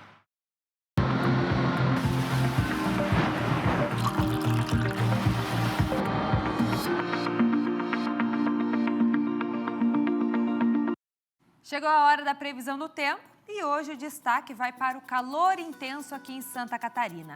Uma massa de ar quente está influenciando no tempo e deixando as temperaturas lá em cima. O sol, gente, predomina em todas as regiões, mas à noite, à tarde já agora, não se descarta aí a possibilidade de chuva isolada aqui para o nosso litoral e áreas próximas. Mesmo assim, o predomínio hoje é de sol. E voltando à questão das temperaturas, vamos começar aqui pelo extremo oeste, que pode chegar hoje aos 37 graus, é muito quente. 34 na região oeste, 33 de máxima no meio oeste, 30 na região serrana, Alô, Lages e cidades vizinhas aqui, muito calor. 33 no Planalto Norte, 31 no Vale, 30 no Norte, Grande Florianópolis fica com 28, 29 e região de Criciúma, no sul do estado, 31 graus de máxima. Amanhã, esse calorão aqui fica ainda mais intenso. O tempo vai ser firme, vai ser ensolarado e os termômetros marcando temperaturas acima dos 30 graus em todas as regiões do nosso estado. Blumenau, 34 graus de máxima, Chapecó, 33, Joinville, 32 amanhã, Criciúma também com 32, Lages, 31 nessa sexta-feira e Floripa, capital, mínima de 23 e máxima de 30 graus. É calorão para todo mundo. A gente já vai ter mudança no final de semana, mas aí amanhã, sexta-feira, eu vou trazer todos os detalhes para vocês, falando do retorno da chuva aqui para o nosso estado já a partir de sábado. Itajaí, no litoral norte, registrou o primeiro caso de dengue deste ano. A gente está falando das altas temperaturas, do calor, a gente sabe que tem tudo a ver, né? Por isso, as ações de combate ao mosquito foram reforçadas na cidade. A Cris está chegando com todos os detalhes. É contigo, Cris. Oi, Maria, retornamos. Estão sendo reforçadas, sim, até porque os últimos dias têm feito bastante forte, né? Quente aqui na nossa região, as temperaturas bastante altas. E também aqui na nossa cidade de Itajaí, chuvas moderadas no final da tarde e início da noite. A gente sabe que são propícias aí para manter ali aquela água parada e provocar aí um criadouro de mosquito da dengue. Pois então, Maria, infelizmente este ano foi registrada o primeiro caso de dengue aqui na nossa cidade. Infelizmente, uma criança de 1 ano mora no bairro Cordeiros, um dos mais populosos aqui de Itajaí. Ele foi confirmado, esse caso, pelo Laboratório Central de Saúde Pública, o LACEN, de Santa Catarina. Os sintomas desse bebê começaram no dia 15 de janeiro. A área onde o bebê mora aí recebeu uma atenção extra das equipes de combate à dengue.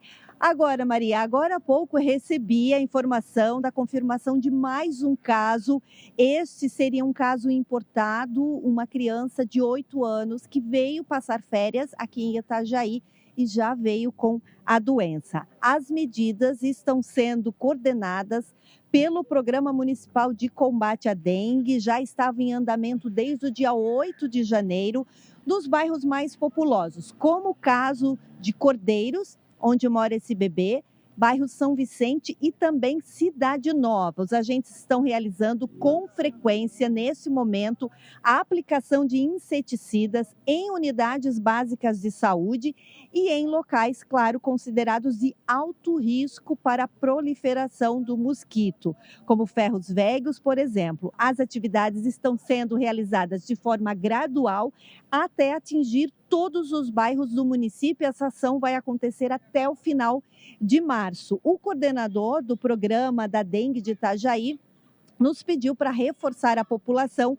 que, com essas temperaturas muito elevadas, chuvas fortes, moderadas no final da tarde, início da noite, são naturais, né? Que podem provocar aí um ambiente para a proliferação desse mosquito. Então, para combater, claro, tem as ações do poder público, mas ele solicita também para que cada um faça pelo menos 10 minutinhos, 15 minutinhos, 2, 3 vezes por semana, fazer aquela limpeza geral do seu quintal e tirar todos os recipientes que possam aí, porventura, se tornar criadouros do mosquito da dengue. Só assim a gente vai combater esse mosquito aqui em Itajaí e toda a nossa região de Santa Catarina, né, Maria? Volto contigo. É isso, Cris. A gente sempre fala, mas vale sempre reforçar também que é um trabalho conjunto, né? Tanto das autoridades, dessas ações que são feitas, como da nossa parte também de cuidar, principalmente com água parada. Obrigada pelas informações. Vamos novamente com o Zanotto, direto do Mercado Público da capital, que completa hoje 127 anos de história e tradição. Vamos para lá então, porque a gente sabe que tem o tradicional corte do bolo. Neste momento, o prefeito Topázio está falando por aí, né, Zanotto? É contigo. Tanta gente pesada. Vamos devolver para o cerimonial. Isso, Maria Esther, começou agora então o cerimonial oficial do corte do bolo de aniversário do Mercado Público de Florianópolis de 127 anos. Está bem aqui na nossa frente, Maria, nesse espaço, para quem conhece, o vão central do Mercado Público. É estreito e ainda mais com toda essa presença da população, das autoridades, dos funcionários da Prefeitura também de Florianópolis. Então ficamos nesse espaço aqui limitado, por isso que vocês não estão vendo.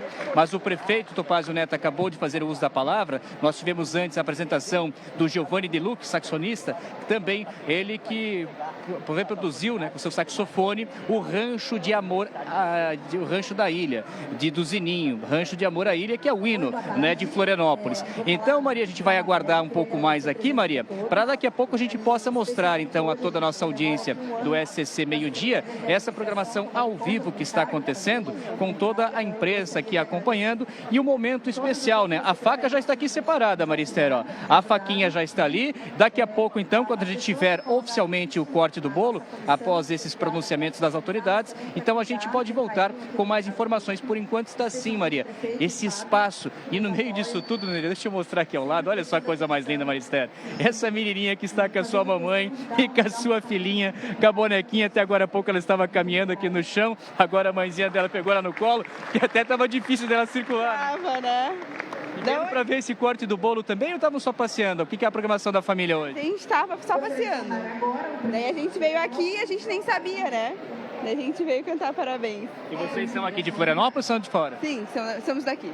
Né, Maria? Dá tchau. Tchau, tchau. Querida, essa criança também junto com a sua mãe, então, acompanhando esse momento. Ah, Maristério, esqueci de mencionar, nesse momento, algumas pessoas estão recebendo uma homenagem também em comemoração aos 127 anos do Mercado Público da capital, que nós estamos acompanhando e aguardando, né? Daqui a pouco a gente vai ver, então, para quem vai o primeiro pedaço do bolo dos 127 anos do Mercado Público da capital, Aldílio Simões. Enquanto isso, Maria, volto contigo aí no estúdio do nosso SCC Meio-Dia.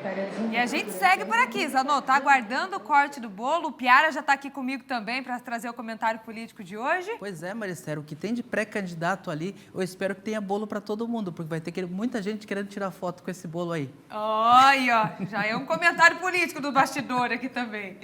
Valeu, Zanotto. Daqui a pouquinho a gente volta para lá. O Piara, seja muito bem-vindo aqui com a gente hoje. Qual vai ser o assunto que você vai trazer, que envolve, inclusive, nomes como Caroline de Tone e Antídio Lunelli? Então, Maristé, prazer estar aqui contigo no estúdio hoje, prazer falar com todo mundo em casa. Duas mudanças, possíveis mudanças de partido que impactam aqui na política de Santa Catarina. A mais forte envolve Caroline de Tone. Caroline de Tone, a gente que acompanha a política e quem está acompanhando também, há bastante tempo ela se coloca como pré-candidata a senadora. E tem aquela questão, se ela cabe ou não cabe na chapa do governador Jorginho Melo, que é do mesmo partido dela, do PL, que tem que oferecer, que prometeu a vaga para ela, mas também tem que abrigar Carlos Bolsonaro, que é do PL, que está vindo concorrer aqui. E Espiridion Amin, que é a direção nacional do PL, Valdemar da Costa Neto, quer que seja candidato em nome de uma aliança nacional apoiando Flávio Bolsonaro. Caroline de Tone, depois de conversar muito com o Valdemar da Costa Neto nos últimos 3 dias e também com Jorginho Melo, parece que tomou uma decisão. E ela anunciou numa rádio de Jaraguá do Sul, a Rádio Estúdio FM, que está saindo do PL. Eu trouxe o áudio para compartilhar com vocês aqui. É que eu não tenho outra opção. Eu quero ficar no PL, mas eu não tenho outra opção. E eu vou contar para vocês em primeira mão bastidores do que está acontecendo. O Valdemar falou claramente para mim o seguinte: não, Caroline, não vai ser chapa pura. E se o Jorginho quiser chapa pura, eu vou intervir no partido. Se o Jorginho não vai conseguir chapa pura porque eu tenho os meus acordos aqui em Brasília. Ou seja, a culpa não é do Jorginho Melo. Eu quero até agradecer ao Valdemar pela sinceridade que ele teve comigo em público. Ele foi muito transparente com um acordo nacional que ele está fazendo com a União e com o PP, ou seja, com o Rueda e com o Ciro, em vários estados do Brasil. Eu acredito que chegam a contemplar 7 estados do Brasil. E eles sentaram para conversar, né? E um dos estados envolve Santa Catarina. Algo que o progressista pediu foi a vaga do Amin, né? E a condicionante, e aí que vem a questão. Não só eles pediram a vaga do Amin, mas eles condicionaram o acordo que eu não fosse candidata ao Senado. Pois então, vocês veem que não está fácil. Se a Caroline de Tone for para o Novo, que é o partido mais cotado para ela assumir, envolve também o candidato a vice-governador de Jorginho, que é Adriano Silva. Se ele não garantir a vaga para Carol de Tone, ele pode perder o vice, que ele anunciou nas redes sociais com tanto estardalhaço num grande acordo que Joinville ficou protagonista na história. Então, tem muita coisa para definir, só que tem também o lado positivo. O Jorginho Melo, governador, também está buscando nomes para aumentar o time do PL. E aí ele foi... olha, eu vou trazer uma foto aqui, que é a foto da bancada do MDB. A bancada do MDB mandou uma foto mostrando que está bem unida, etc., e que o partido está junto depois de da decisão de Jorginho de ele não ser o vice, de o MDB não indicar o vice. Mas, vou separar um nome, uma foto daí, um deles, Antídio Lunelli. Antídio Lunelli recebeu um convite do governador Jorginho Melo na última segunda-feira para deixar o MDB e ir para o PL. O Antídio Lunelli é um político que ele é à direita, ele diz que a inspiração política dele é Jair Bolsonaro, sempre disse. Tentou ser candidato a governador de Santa Catarina em 2022, na época ele era prefeito de Jaraguá, renunciou e não conseguiu ser candidato a governador, o MDB não deu a legenda, preferiu apoiar a reeleição de Carlos Moisés, foi a deputado estadual, foi o mais votado, mas ele disse sempre meio patinho feio dentro do MDB e agora ele recebeu um convite para ir para o PL. Ele não aceitou ainda, tem muita pressão no MDB para que ele fique, mas ele vai olhar o contexto local de Jaraguá do Sul, onde o PL faz oposição ao grupo político dele e, pelas conversas, parece que está muito balançado. Seriam 2 mudanças políticas bastante interessantes na órbita dos partidos de direita. Uma, no caso, mexe com as chapas, Caroline de Tone mexe com todo o jogo político, a decisão que ela vai tomar, e Antídio Lunelli realoca algumas forças políticas de Santa Catarina também com bastante expressão. É muito movimento e vai ser assim até abril, quando fecha o prazo para troca de partido e filiação e domicílio eleitoral, Maristé. Até lá muita coisa pode acontecer ainda, né, Piara? Tudo. Tudo, vamos seguir acompanhando. Se vocês quiserem acompanhar mais os comentários das análises do Piara, scc10.com.br. Muito obrigada. Até a próxima. Até. Seguimos por aqui. Chapecó vai realizar neste fim de semana mais um mutirão de exames preventivos contra o câncer. O Felipe Bastos, ele está ao vivo e vai explicar para a gente exatamente onde vai ocorrer esse evento. Quando a gente fala de saúde, é bom dar todos os detalhes, né, Bastos? Exatamente, Marister. Sempre importante falar, né? E esse vai ser o primeiro mutirão de exames preventivos que costuma acontecer sempre aqui mesmo na sede da Rede Feminina de Combate ao Câncer de Chapecó no próximo sábado, das 7h30 da manhã até o meio-dia. Eu já vou conversar com a Liliane, porque a Patrícia está por aqui também, e ela estava me contando uma história bem interessante, né, Patrícia? Ela que é paciente da Rede Feminina também, disse que descobriu um câncer aí em 2024 e faz o tratamento aqui, inclusive, na Rede Feminina. E foi por causa de um exame de rotina, um exame preventivo, que tu teve esse diagnóstico. Boa tarde. Boa tarde, sim. Eu fiz o preventivo 3 vezes, porque ele estava dando alterado. Aí, logo em seguida, tinha que fazer a biópsia, né, para realmente confirmar, né, que seria um câncer de colo do útero. Aí eu acabei engravidando, né, que aconteceu, né, uma gestação, que foi muito bem, né, e depois da gestação, daí nós fizemos a biópsia, que era o que faltava, né, para fazer, e ali foi confirmado. Foi mais ou menos lá para agosto, setembro. Em outubro eu comecei o tratamento, final de outubro, já me encaminharam aqui para a Clínica Supera e na Sinergia, onde eu fiz as químio e as rádio. E ali na Sinergia, a Naira, ela me indicou aqui a casa de apoio, onde eu fui muito bem recebida. Eu fiquei 5 semanas consecutivas aqui e depois eu fiquei mais 4 semanas, vindo uma vez por semana, eu dormia para fazer o tratamento no outro dia. Hoje eu estou a cada 21 dias fazendo a imunoterapia e fiz cirurgia da coluna também. Eu fiz a cirurgia, vou fazer sábado a cirurgia do fêmur direito, mas assim, eu indico que as pessoas façam mais seguidas os exames, se cuidem, porque isso é muito importante mesmo. Foi na base do preventivo que eu acabei descobrindo. Estou em tratamento até hoje, muito bem recebida aqui nessa casa de apoio aqui da Rede Feminina. Obrigado, Patrícia. A Patrícia, que é natural de Criciúma, mas mora há mais de 30 anos em Concórdia, né? Patrícia, vem para cá para fazer o tratamento.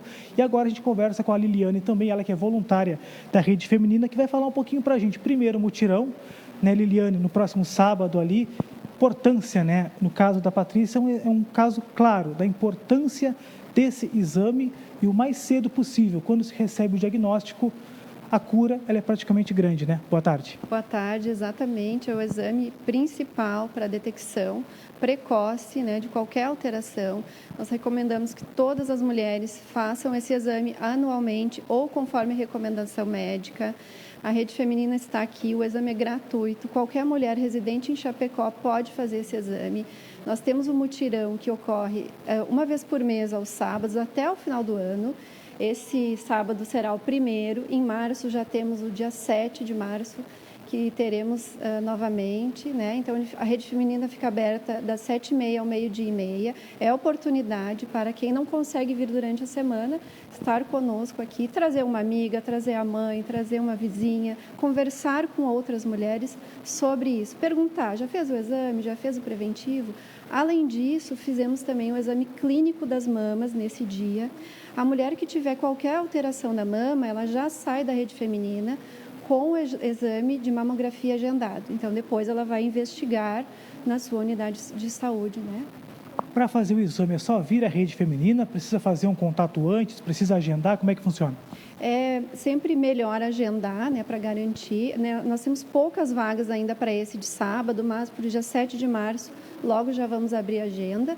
Agenda pelo WhatsApp 33225634 e as meninas orientam tudo o que é necessário para trazer no dia. Obrigado, Liliane. Obrigado também, Patrícia. Recado dado, então, da importância, né, Maria, do exame preventivo nesse sábado, primeiro mutirão aqui em Chapecó, na Rede Feminina de Combate ao Câncer. Maria Esther, tudo contigo no estúdio.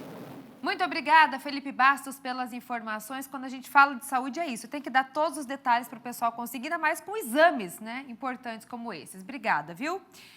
O SAMU de Santa Catarina realiza um treinamento realístico para condutores socorristas das unidades de suporte avançado lá da macro-região do Extremo Oeste, com foco na segurança e também na qualificação do atendimento pré-hospitalar. A capacitação ocorre no Parque de Exposições Valmor Lunardi, no bairro EFAP, em Chapecó, e inclui aulas práticas e também simulações de situações reais de emergência. principal objetivo é trazer esse condutor socorrista que já atua no serviço para as principais atualizações que a legislação vigente entrou em acordo, tanto na questão de transporte como de atendimento primário. Então, durante essa capacitação, eles vão ver as questões de sinalização no ato da ocorrência, do translado com esse paciente e das principais intercorrências que podem se deparar.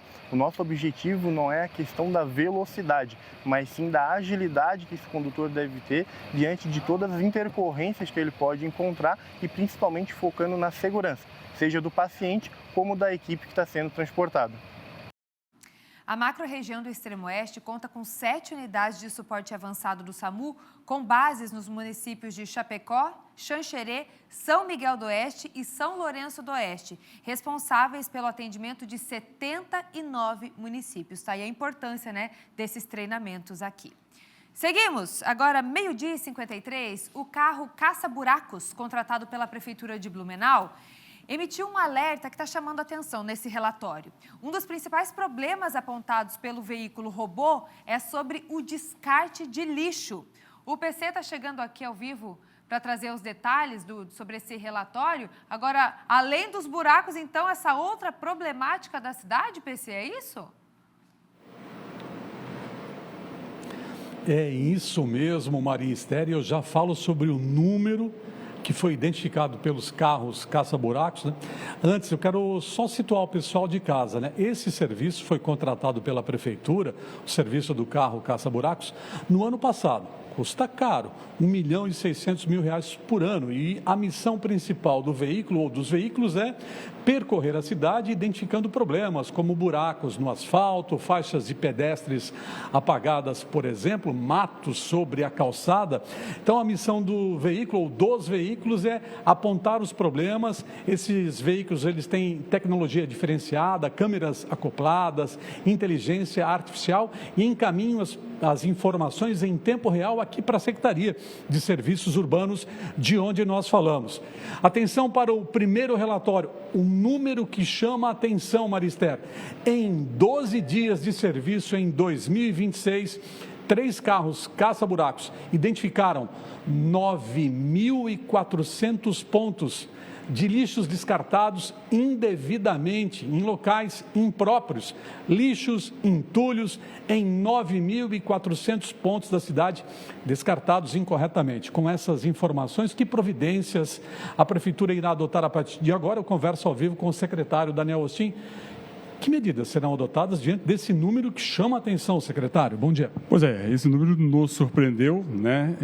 E o que é importante também, PC, antes de falar do carro caça-buraco, mas a Secretaria de Serviços Urbanos, a Prefeitura de Blumenau, nós contratamos um sistema de gestão, uma plataforma de gestão para monitorar os problemas da cidade, né? Então, para fazer um monitoramento de 100% da cidade, né?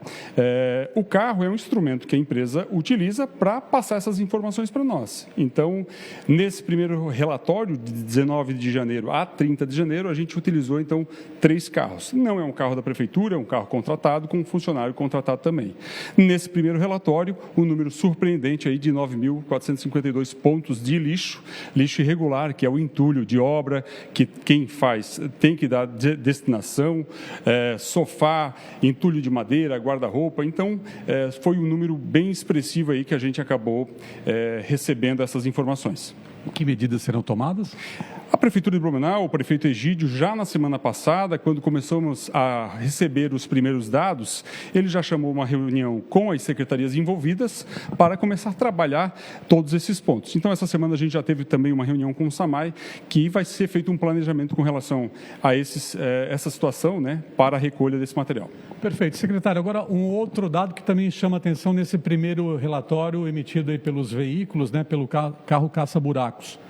255 pontos da cidade com ruas com problemas, com irregularidades, asfalto envelhecido. Aliás, é um problema crônico das grandes cidades, né? Pavimento ruim, envelhecido, com muitos buracos e rachaduras. 255 pontos foram identificados. Quantos a Prefeitura já conseguiu recuperar? Qual que é a estimativa de recuperação de trabalho para os próximos dias? Quais as regiões serão priorizadas? E uma pergunta que muita gente faz é, sem os carros caça-buraco, a Prefeitura não consegue identificar onde estão os problemas da cidade?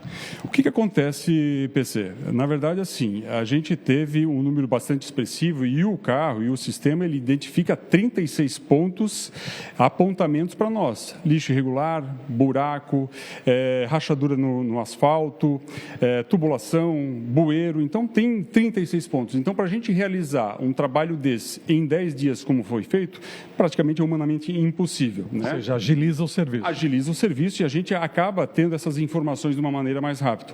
Então, o número de buraco, ele ficou muito abaixo, por exemplo, do lixo irregular. Né? Todo mundo tinha uma expectativa que ia ser muito maior, mas não tem.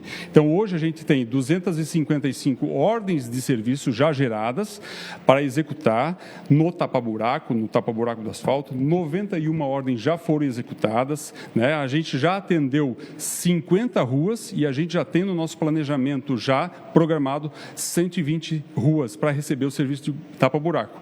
E o importante é ressaltar, muitas dessas ruas a gente não tinha recebido reclamação ou ouvidoria. Então, hoje a gente vai no corredor de serviço, além do corredor de serviço, já vai entrando nas transversais e vai fazendo um serviço planejado com mais eficiência.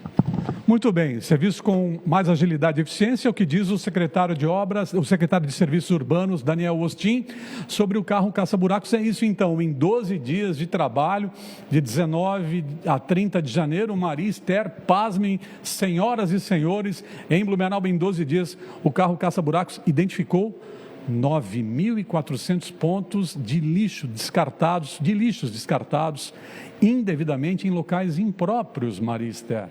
Voltamos ao estúdio. Pois é.